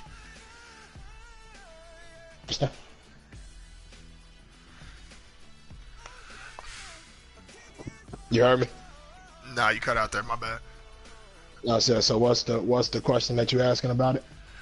So it's like kind of how we phrased yesterday. Like if Cole and all them dropped on the same day, who you getting? If who would be considered the hitmaker if you got Drake Prime, T-Pain Prime, Nelly Prime, and Akon? That's a cough. That's a tough one because it's like one of them things because it's almost like I said yesterday. I mean, with Nelly being the one to go diamond, it would almost have to be Nelly, but then it would like depend on which, the climate we in. Early 2000s? Are we in the mid 2000s? Are we, Let's go. What's like the most? Let's go 08. I feel like 08 is like 08, 09. I feel like that's balanced as far as because you kind of exclude all the mumble niggas from that, but you still have like they was all relevant in 08, 09, right? Like even though it was kind of on the decline for like Akon. Not that he'll ever fucking see this. Shout out to Akon. Akon does a whole bunch of stuff that like Akon's on a different level. Like niggas don't even understand the work Akon puts in. Nelly was obviously on the decline. He was doing other things, also country music. T-Pain was still big, and then obviously Drake was kind of coming into his own. In '08, because we talking about T Wayne days. No, that's like you said him because I had an answer and I was like, all right, this is gonna be my dude. Then you said T-Pain, I'm like, I might have to give it to Pain. That might be the best. I mean, it's probably Drake, and then it's like even with it being Drake might be debatable because that was what. Yeah, so I mean, yeah, he was. I think a lot of that heat was just off him being with Wayne. He was. So I feel like a lot of his heat first coming, in those early years was because he had Wayne on every feature. He was on every DJ Khaled posse cut. Yeah. What is it? Okay, so maybe I phrased it kind of weird. So take 08, 09's climate, but you're putting in like 2015, 2016 Drake. You're putting in early 2000s T-Pain, early 2000s Nelly, and early 2000s Akon. Like, you taking how they were in their prime during their eras, but you just moving them to 08, 09 climate. Drake. So you got Drake's whole discography of hits currently, even if they wasn't out in 2008, but you putting him back in 2008. It's gonna be Drake. You think so? Yeah, I think so. Yo, Pain's hard to argue though, yo. Like I'm sitting here thinking, I'm like, and I think especially the thing is like a Pain hit is I think more than just his song. I think it's obvious. I think like. And the bartender, like he was like Joe, everyday struggle. They said T-Pain was when he made a song about the bartenders. Now the bartenders out here doing bigger, all the bartenders now.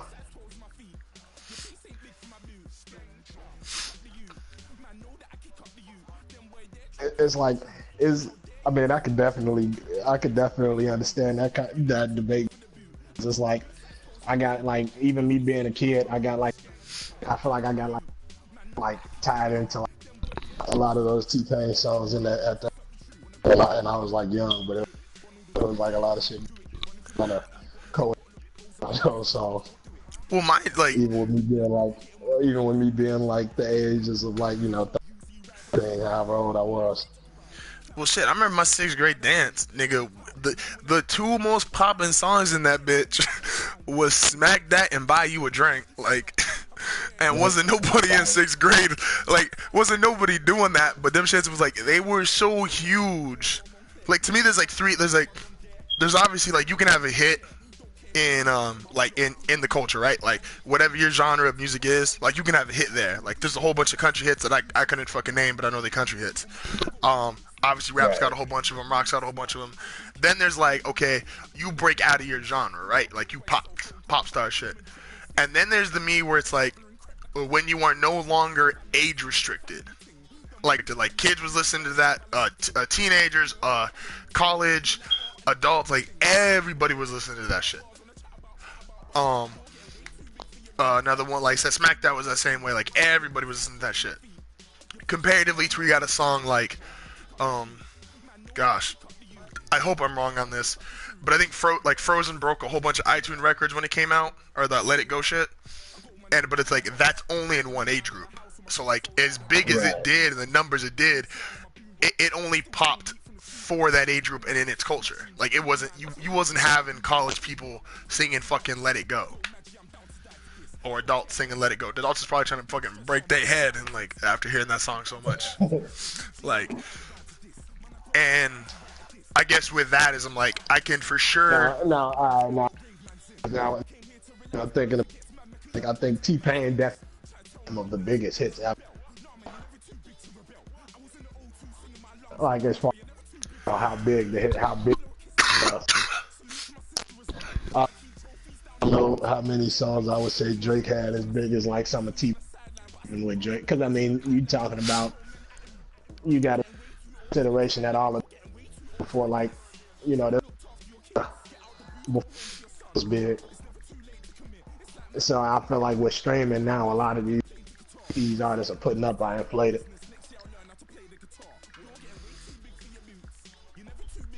These artists you talking about like when it was time to buy CDs and stuff like this, some of these artists ain't doing these type of numbers. Yeah, no, 100%. And like I think even what's that about? I don't know though if Drake had like, and this is my only argument against Drake is I don't know. Besides One Dance, and because like where I work, like without being creepy, like I'm in tune to what like fucking kids are listening to and shit. And let me tell you, a lot of it's garbage. Not to sound like that I old know. angry guy, but besides like One Dance and um, wait, what song you said? Hotline Bling. Yeah, okay, yeah, no, I give you that one. I wasn't even thinking about that. Hotline Bling. Well, no, and only reason why not Hotline Bling is because Hotline Bling came out the year Frozen did, so it kind of got shut No, out. okay. Are you talking about Frozen as a movie? Yeah, Frozen movie. Let It Go was the song. Sorry, Never heard it. Well, no, I think actually no. I'm pretty sure I've heard it because it's my niece is like a huge Frozen. yeah, and so it's like I think Hotline Bling would be that song. It just came out at the wrong time. But like One Dance is for sure like kids sing that shit left and right. Like obviously niggas was listening to that shit left and right. Club was playing that shit left and right. Club still plays that shit left and right. Um, but and it was a fun number two. But my man was pissed. YG was ready to shoot up Disney, yo. Uh, Like, what's got more power, the kids or hip hop? I mean, what's the biggest hip hop song though? Like, Um,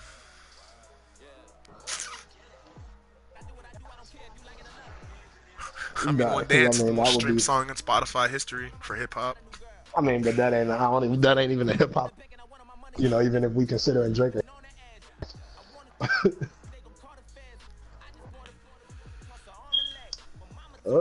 What's the biggest hip hop song? I'm about to YouTube this shit and I'm about to see. I'm just gonna Google hip. I'm gonna What you YouTube gonna hip see? hop hits and see what they come up with because I want to see how this works. I'll probably Google it because it'll probably get best if you like Google the big hits or whatever.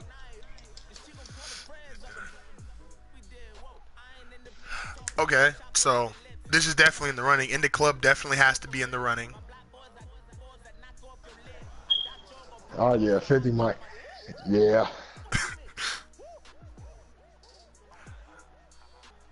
Stronger or Heartless? Which do you think is a bigger yay hit? Because I think one of those two would give it a run for its money. Probably stronger.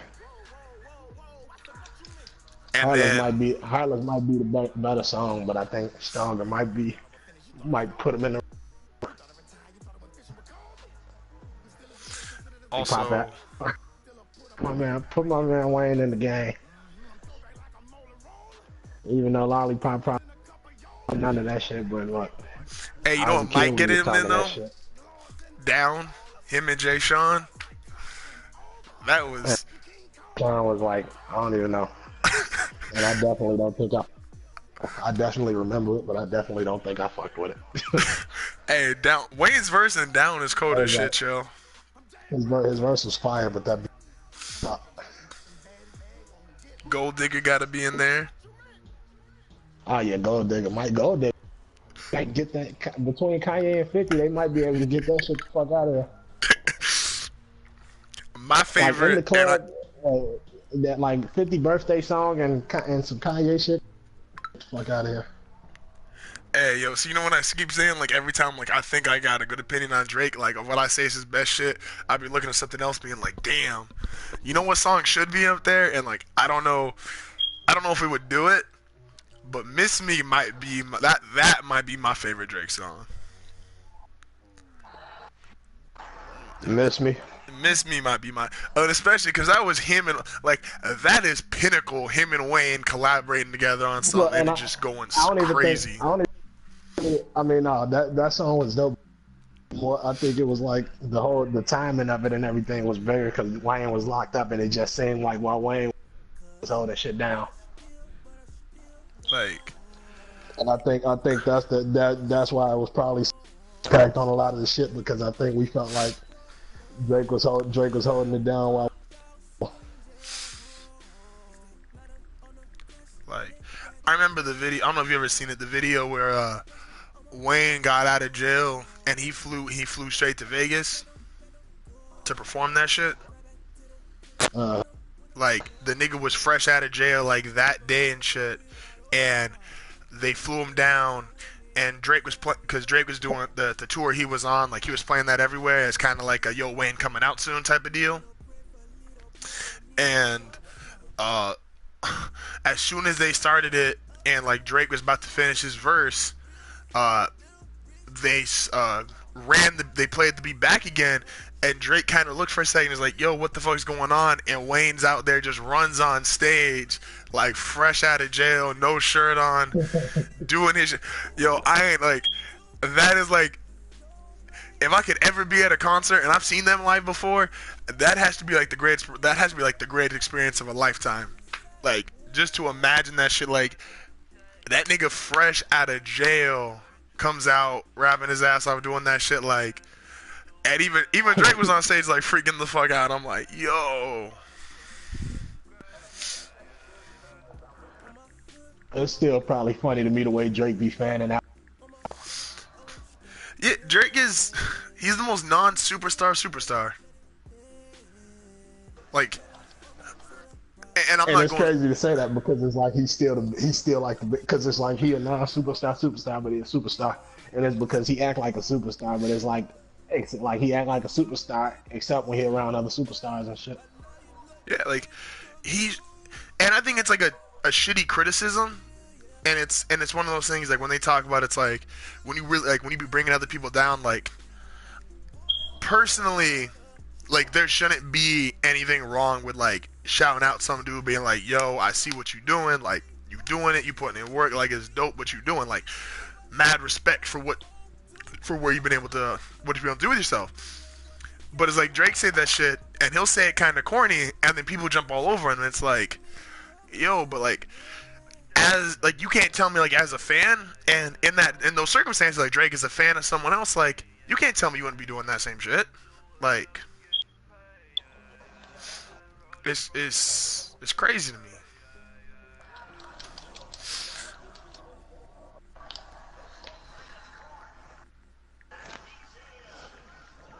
But it's like I mean, that's like one of them things where it is what it is. Me personally, me being a fan of Drake, I think Drake is just naturally corny. It He's my is. man.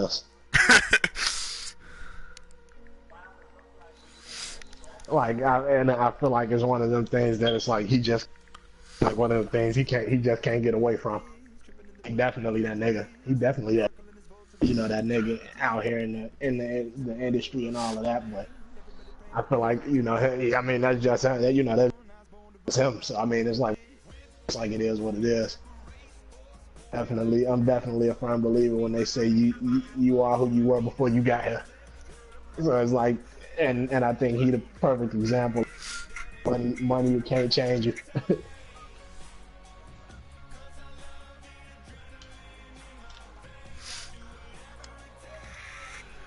But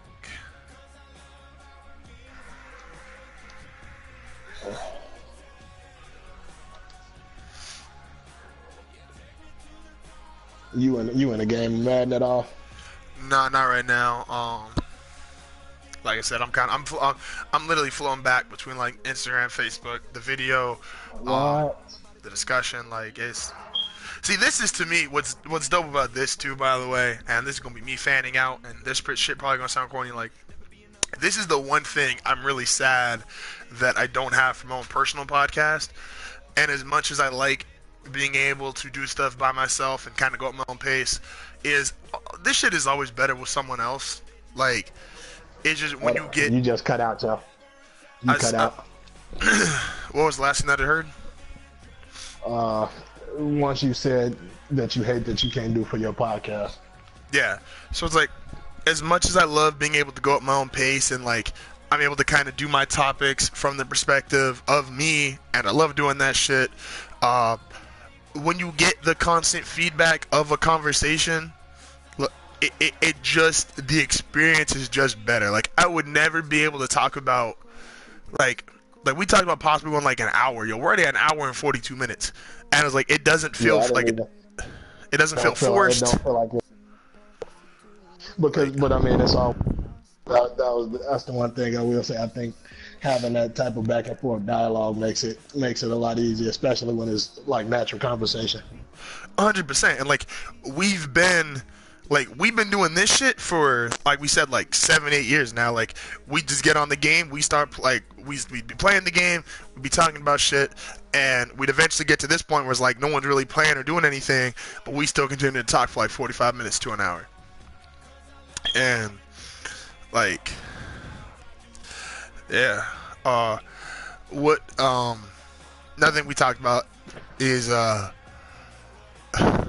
think the Drake saying free Meek Mill shit is hilarious. Like if that's because it's like one of the things. Do you think he meant it or not? Like yes or no? You think he meant that shit, or you think he was just saying? I think he said it just to say it. Legit, like I think he said it just to say it, because I'm like, my man's is he. I don't know if it was as tactical as some of the like people are making it out to be, but I think just the fact he said it and he was conscious of knowing, it's like I can just say this shit and let everybody else do what they want with it. Because think about it, like in a 3-day stretch, like Drake got to just change his narrative. Like he had whatever your perception of, right, on day one of whatever Drake was already, like he was gonna have that regardless.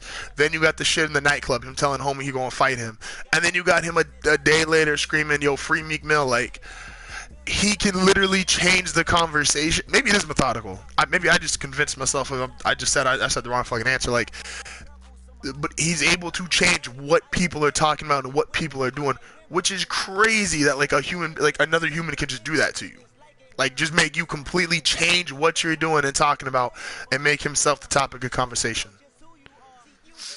Pretty much.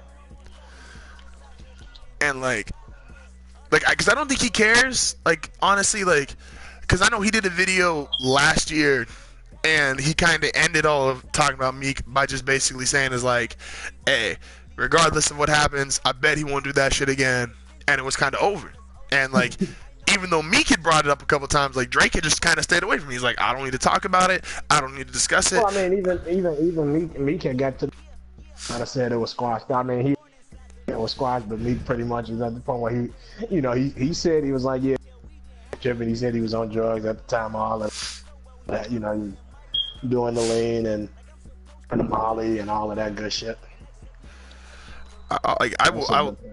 I will never forget the night Meek tweeted at him, because I was walking my dog, and I remember the homie PVG, like he just, because I didn't have Twitter at the time, he sent me he just sent a picture of the tweet to the group text and shit, and I'm thinking to myself like, wait, like did something happen? And I was immediately was going on Google and shit, and I'm like, was there like some shit that popped up? Like it was so the fuck out of nowhere.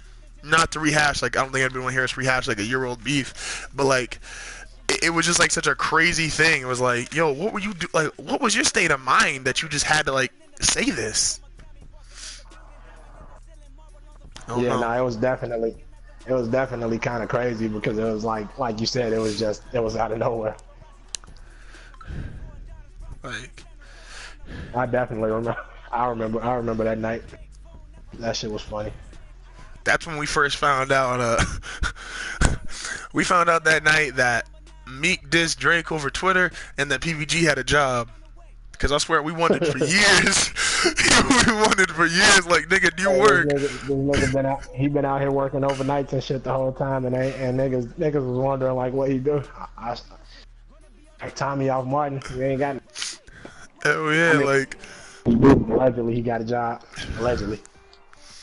But then like cause he was talking about the tweet, and then he was talking about having to go work in like the fucking what was it, like the warehouse or like the uh Yeah, some type of warehouse or factory or some shit. yeah, and I was tripping out. I was like, yo, this nigga You got a got a job. job? Meek's tripping. Like the fuck else gonna happen today?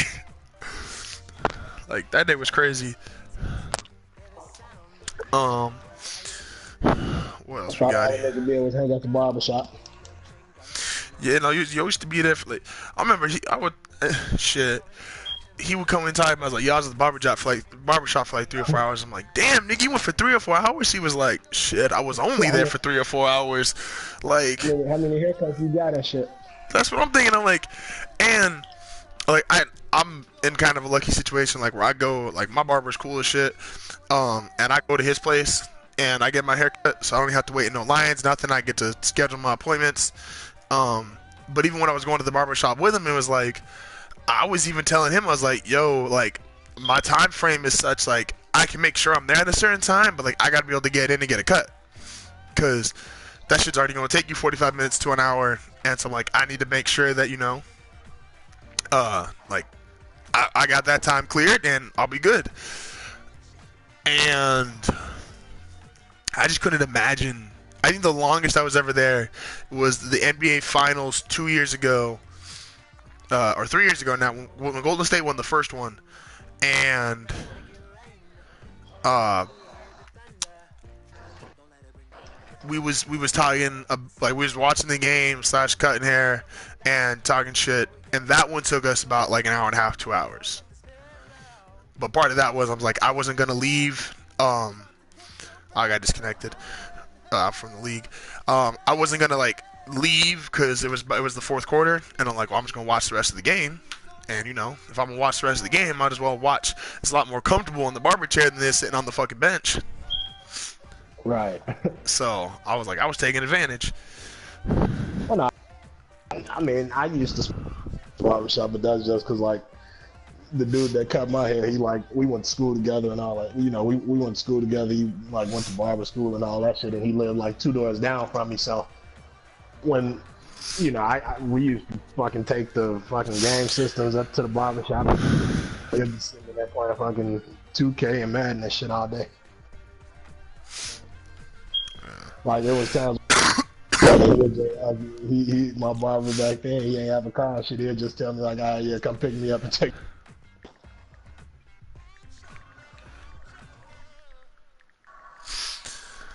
Hey, yeah. Not 2K. 2K is 2K for the amount of L's niggas take on 2K, which is far more than any individual nigga will ever admit to. Because you ask any nigga, they gonna tell you they undefeated, they the shit. You can't fuck with them on 2K. But everybody get their fair share of L's. Like that's a friendship builder. I tell people straight up, I'm like, I'll play you in 2K and Madden. I will talk shit about both. You will probably whoop me in 2K, but come catch me in Madden after that game. Like 2K's, like I'm far better at playing Madden than I ever will be at 2K, and like I'm cool with that, cause like I'm cool with playing 2K like on a casual level.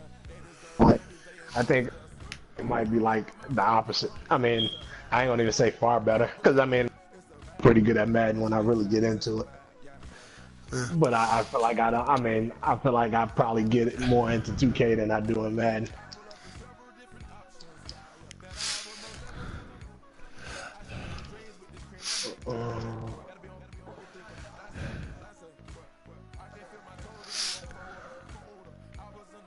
Oh man.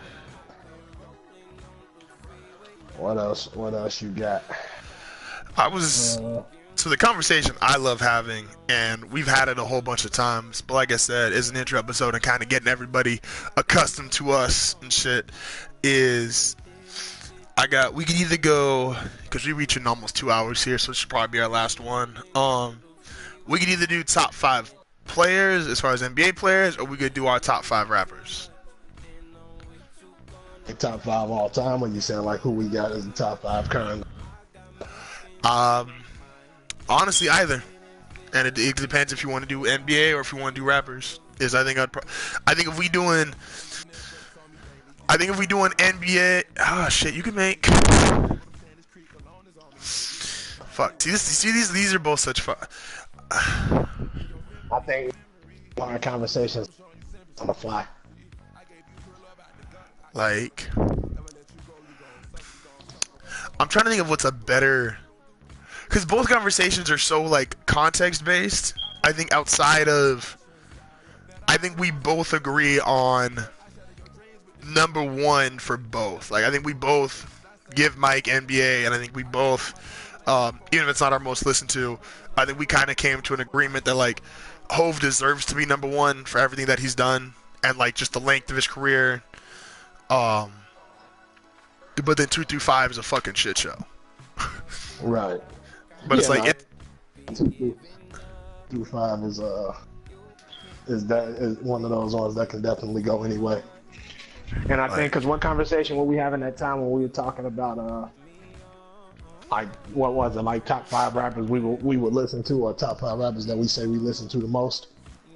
Yeah, it was. Yeah, let's do that. That's actually a dope one. It's you only get to listen to 5 guys the rest of your life. Who you picking? I can't remember everybody I said on the list, but I remember I couldn't figure out my 5th, and then I think later on that day or the next day, 5th. Because I know But, you had Joe on there. I had J. Cole. Fab. Yeah, see, that's why I think my list was so tough, because I'm like, definitely Joe is like Joe going in by default. Putting Wale in there. This is all personal, and I'm going Joe, Wale. Jay-Z is probably Jay-Z. I'm putting DMX in there, because that was the one I didn't have last time when I was like, it's definitely gonna be DMX. And I think my 5th is a toss-up, Fab and Jadakiss. See, I got mad respect for Jadakiss, but I don't know if he'd make my top 5. Like, I could only listen to again. And I got mad. If you ask me who I probably got to give, like Jada's one of them dudes who, like, Jada makes my top 5 respected list for sure. Like, out of niggas who, like, I just feel like you gotta respect what they do, who they are, what they've been. Like, Jada gotta make that list. Like, top 5 most respected MCs ever. Well, he's definitely on some list. Yeah, no, which is what makes, and I think the rap one, which makes it a better conversation like any other one, because it's literally based off words, and words are based off context, words are based off preference. Like, there's so many things that it's like. Well, yeah, because it's like, what's the, like you said, it's based off preference and word, and basically words. It's like, what would you rather listen to? What type of shit? Like, Yeah, I might be in, I might like to. That's like if I tell you, like I said, I'm big into introspection as far as rap goes. So, no, 100%. And like, Joe is one of my, just one of my, this is top 3 on my personal list. yeah, and like I know when I do mine, like I'm a big. I have to put a nigga like I might taking that somewhere though, because I'm like, look, it's too many bars. I ain't gonna have no type of thing. Like, On this, am I on an island by myself, or is it a woman with me? If it's a woman, drinking there. Oh, we're gonna have to. I heard. So I didn't hear the artist. I just heard the. If you want an island by yourself or with a woman. I said if I'm on an island by myself, then I was like, if I'm on an island with a woman, then I gotta put Drake in there. That's fair. That's fair. Well, I got all these rapping niggas. I ain't got no smooth shit. Oh, you don't think Jada smooth? No man, all Jada kids want to do is sell drugs. You gotta be you know, you listen to a couple of Jadakiss songs, you're gonna be ready to go cop a couple bricks. Hey, Jada might be the only nigga who was like, I don't know if you saw the Chance SNL shit. But they was talking about they made like an old rap crew and shit, and Common was on there. He was like, yo, they the only niggas I know that was pro crack. And I'm thinking to myself, I'm like, I was thinking to myself the whole time, I'm like, yo, Jadakiss might be pro crack. He the only dude who I'm like, yo, you don't sound too sad that you like got out the hood and selling drugs to go rap. Like, you sometimes sound like I wish I was back there.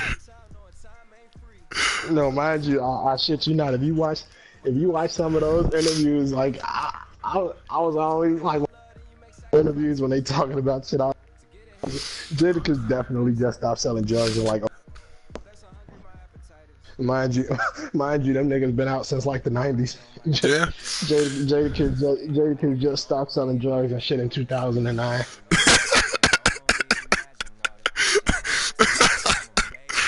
Like Jada, and that's my dude. Like him and Pusha T, like him and Pusha T, they be having you ready to go buy all type of bricks. Hey, yo, Pusha T, like that's my nigga too. That was I was so sad. Like and maybe I just fell off. So correct me if I'm wrong, but it's like that album he put out.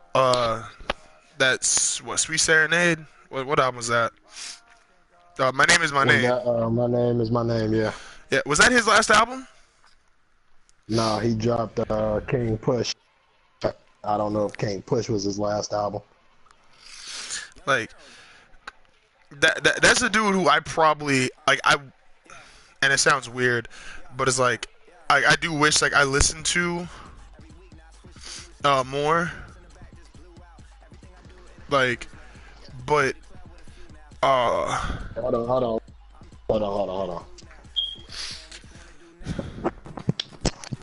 It's like while he working on that. By the way, while he gone right now, if y'all enjoying this episode, by the way, please hit that like button. If you made it all the way through here and you enjoyed our bullshit, we're gonna be doing this shit every Monday. At least that's the current plan. Are they all gonna go 2 hours, 2 hours plus? Not sure, but we'll find out. But yeah, don't forget, like always, Heartfelt Podcast. Go follow him at NF Show. Yeah, no, this is just a fun ass conversation. Like I said, this is shit we always used to do, and we always do. So it's like, yeah, if you fucking with it, please thumbs up, subscribe. Let us know if there's certain topics you'd like us to talk about. Put that shit in the comment section. Shout out to the PS4 for allowing these videos. Shout out to whoever it is as I'm making this little exit shit, who's watching right now. Shout out to you. You matter. Remember that shit. You Oh, you left. Maybe you don't matter. I'm just talking shit. But that's part of No Feelings. Like, No Feelings is just, so we started 7-8 years ago, and like we still rolling with it strong. My cat got no feelings too. He also got no fucking motivation or ambition. Don't be a cat.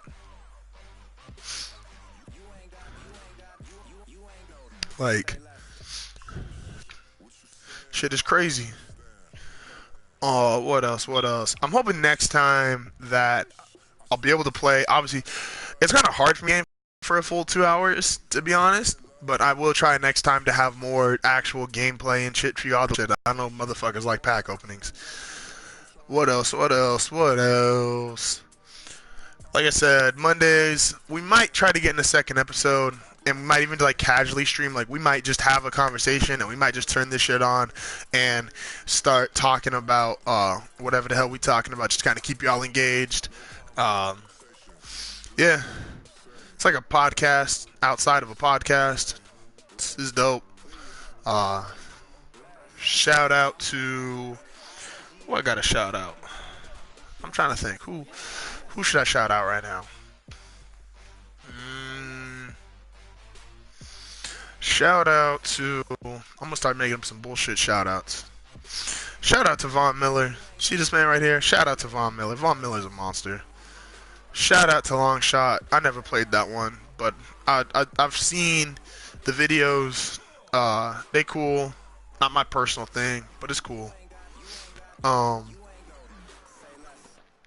Shout out to the Customize. You know, it's always cool when you can customize your shit.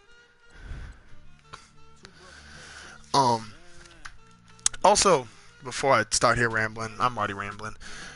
If you liked anything that we talked about, please, we need a time plug. So if you're trying to be the time plug this shit, like the NBA conversations, talking about all the things you're talking about as far as like Anthony Davis and the Pelicans, Melo, Chris Paul, time plug you the homie if you can set that shit up. The hip hop conversations we had about Drake. Now he back. Now I don't gotta ramble no more. I was sitting there trying to ramble, I was about to tell you when I was gone. I was like, shit, we need like some or some shit. Yeah, no, that's why I was like, I was just kind of telling him it's like, just basically like all the like and subscribe and the comment and shit down there, and you know, I always got a shout out with someone. Shout out to my boy Joel Q. He up and coming rapper. We used to work together and shit. He just dropped the album. Hey, shout out to Joel. I just thought about that. I just thought about that. I listened to it today. It's a pretty decent album. I said shout out to the time plug, whoever wants to be one. We shout once our meetings start blowing up and shit. I know, right? You know, we gonna make taking our time. Like, because I heard they be taking the time. They struggle down. So it'd be about 6 or 7 time plugs, and that's saying you can't stop us all.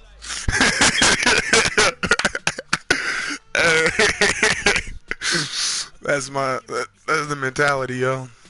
That's just kind of crazy though, to have like that kind of fan support. 5, like I can listen to it for the rest of my life. I think I'm kind of like a prisoner of like who really got me to like this particular point and like my music listening life. And it's like obviously like I gotta have Wayne in there, I gotta have T.I. in there. But because time when kind of started like, you know, talking this shit, I was like, I had just started getting big into like rap and shit, right? Yeah. High school's when I did started too. Around that time, yeah, like probably like a year or so before that. Yeah. Because I remember you mentioning it, and I mean, you figure at that time, that's when, of course, you know, Wayne was running the show. Basically, and it's like it's like I played guitar up until I was about 13, 14 years old. So like, I grew up and like I was mainly listening to rock music. And like I was going to church every Sunday. Everybody should too. And so I was listening to rock music. Shout out to church, man. I went for the first. Shout out to church. Shout out to church. I went for the first time since I was 7. That's good. That's good, Joe. But like I was listening to like a lot of rock music, a lot of gospel music. So like it just wasn't in like my regular thing. I'm glad that shit changed because hip hop is dope as fuck, and anyone that got anything else to say besides that, they can go fuck themselves. But what was crazy about it is, yeah, it's like it is kind of like, you know, like Wayne was running the show, like T.I. with how everybody says Atlanta is popping right now. I think is like the biggest like that's my most disrespectful shit in the world. Like when you consider not even 10 years ago, like you gotta go back to the time where it was Luda, T.I., Jeezy. Yeah, like Outkast. That's what I'm saying. Like them niggas was better than anybody currently out right now out of Atlanta. Who and I'll argue. And that's the crazy thing because but I mean I think it's because like that's where most, you know, I think it's because Atlanta is the best it has ever. This is probably the point where Atlanta has the most popular sound. Like most is trying to sound like the niggas from the South. Like you got a lot of these New York. That's like designer, for example. They thought designer was future.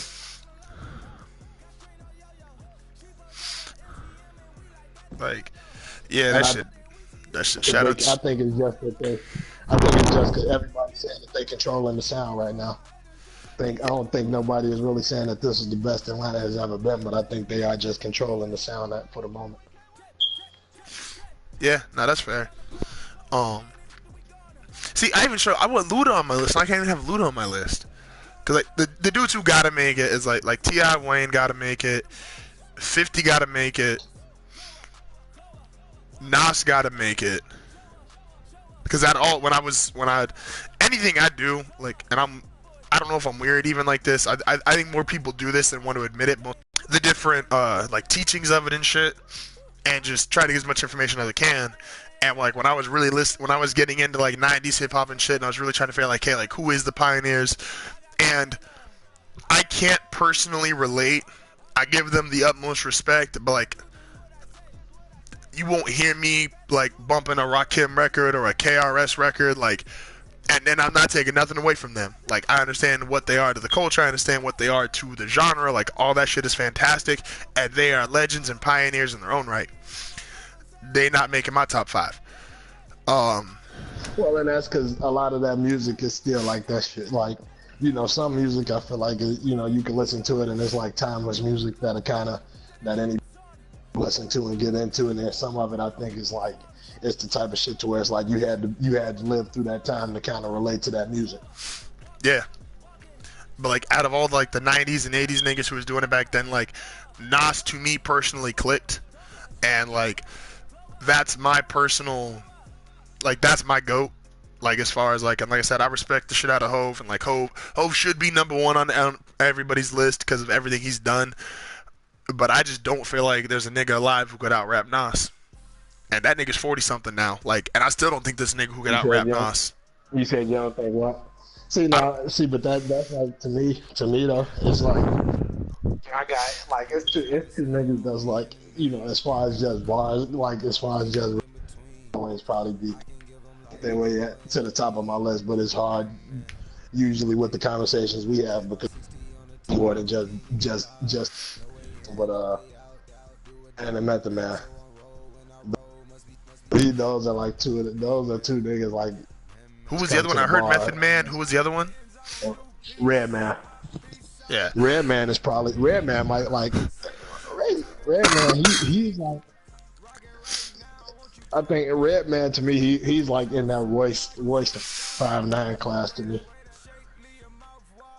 He like that class. One of the more creative people. One of the rappers. I mean, it's like I think with him, he's like one of those ones though. It's like if you ain't ever really got into it and ain't never really did no type of research on it, like niggas be like, oh, whatever. Which is definitely understandable because it's like shit. You figure, well, I'm 24. You what? How, you 23 or? Yeah. So it's like even most people our age probably ain't going that far back, especially when you from California and I'm from Chicago. So it's like most people from Chicago might not be going that far back into New York hip hop and shit like that. Yeah, no, 100%. And like, when it's even like Charlamagne talks about Ghostface and like being the best MC of all time, and I won't disagree with someone's number 1, like personally, like it's as long as like your number 1, I don't think it's like way whack. Because it is all based on what you want to hear and like the subject matter, which is a huge thing. Like there's a dude I listen to, I don't know if you've ever heard him, but NF, like Yo can rap his ass off, but I can only listen to him sparingly because he only has one subject matter, which is he's just had a lot of shit go down in his life, and like pretty much all his shit is just kind of like sad, and like but like wordplay, lyrically, flow, like he has all of that shit down. But I'm not trying to hear that subject matter all the time. You know what I mean? Right. It's like Logic had the song that was like killing it, the 1-800 the Suicide Hotline song. I think that Oh song is yeah, dope. basically the number for the suicide hotline, right? Yeah, I think that number's dope. I'm sorry, I think that number. Um, I think that song is dope. I think the fact that it is a song and the message that that stands by, I think is dope.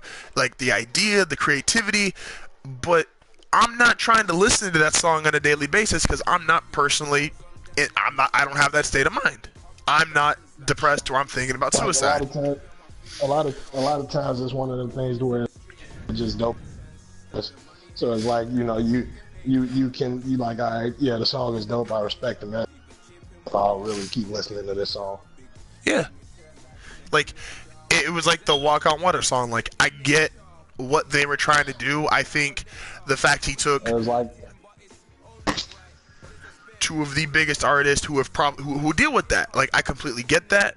I realize that, but that's it. And like I think I've listened to the song twice. I listened to it once by myself, and then I listened to it again when I like a day later when I was with my friend, and just to kind of show him like, hey, did you hear this? And we played it again. But besides that, I'm like, I'm not watching it. I'm not watching it. I'm not listening to it again. Like it doesn't do. And when I get the album, cause I'm gonna get the M album. Like it's not. But that's not the song I'm gonna be going looking for. Like, oh, well, let me go play that fucking Walk on Water. right. But like with Nas, what got me was it was like Illmatic. It was written.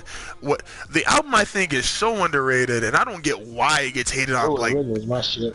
Godson gets like shitted on, and I don't get it because that might be my favorite album of his. Like, I don't get how in the world like people look at that album, they're like, yeah, it's really not like it's really not that great. I'm like, because I can with let me pull this up here real quick before I make the wrong mistake. But like, I can go, maybe my favorite list of songs in the order they come out in, as far for any one album, I can Book of Rhymes, Thug Mansion, Mastermind, Warrior Song, Revolutionary Warfare, Dance in Heaven. That's 7 straight songs, and that shit is crazy to me. Like, and that's just the second half of that album. Like, Made You Look is on that album. Last Real Nigga Alive is on that album. Like, Get Down is on, like, but that's like the album that people are like, it really wasn't that great. I'm like, how? What's your favorite Nas song? Oh fuck. See, I'm so cliche with that shit, and it's only because like, so New York State of Mind, like it's like such a cliche fucking answer, but I also just think like it's just the right fucking answer. I think that song is so fucking hard. It's like, it's like saying, like, oh, what is 2 + 2? Oh, 4. Well, everyone says it's 4, because that's the right fucking answer. New York State of Mind is fucking crazy, especially when you consider that shit came out in '94. Yeah. Like, to me, New York State of Mind and Renegade are my top 2 hip-hop rap songs of all time. Like, we'll just stick with rap. Like, those are the top 2 rap songs of all time to me. And I don't know what competes with it. And part of that is I'm like, you look at the 3 niggas who's on that song, you can make a case that's 1, 2, and 3 in terms of the greatest ever. Right. Like, it's, and I probably give New York State of Mind a slight edge, and this is kind of one of those, once again, just preference things, because like it's just him on the song, whereas part of what makes Renegade so crazy is like it's M and J on a song, and M didn't sound totally drugged out. Like, and so it's just, How long we been running? 2 hours and 15 minutes. Yeah, nigga, we gonna have to end. The niggas gonna be like, I don't know these niggas. I ain't finna listen to them talk for 2 hours and 15 minutes. Yeah, no, that's like what I'll probably do is tomorrow, like when I'm editing shit, doing my shit, I'll release like another video that's like a shorter clip of one of the topics we was talking about, and that way, kind of like how Joe has, he'll have like 1 or 2 like headline videos and shit, and then I'll have the full one. Right, like the little clips or whatever. Yeah, send them to me too, and then whenever you put, well, yeah, you can send the full audio to me, and then whenever you do like the clips or whatever, send those to me. Will do. Then I can post them on my shit. So we gonna end this for today. We'll definitely be back. Yeah, nah, most definitely. Like Mondays is a for sure thing, and then if we just start to talk and Another get day like a during the week. shit going, and we might just throw it we might just start like this shit is fun. We enjoy doing this shit, and we do this shit normally anyway. So why not let other Yeah, niggas join the conversation? it's just regular conversation. Just like I said, ain't nothing forced. This is the same the shit we talk about every day. The type of conversations we have all the time. So Yeah, yeah. and y'all can follow me on Twitter at NF_show. NF_show. All my shit is Heartfelt Podcast. Twitter, Facebook, Instagram. Only that's not Heartfelt Podcast is my Snapchat, which is JKid9080. Then what else? I got my SoundCloud, iTunes. Go look at that shit. And yeah, that's all my shout outs. Shout out my lazy ass cat. Shout out to cat. We're gonna be me and my girl. We're gonna get a dog up. We're gonna be dog sitting. We're gonna be dog sitting for a couple days. I'm gonna go put it. Dogs are dope too, yo. But yeah. But alright though, before we go too much long in this shit, we will catch y'all niggas next time.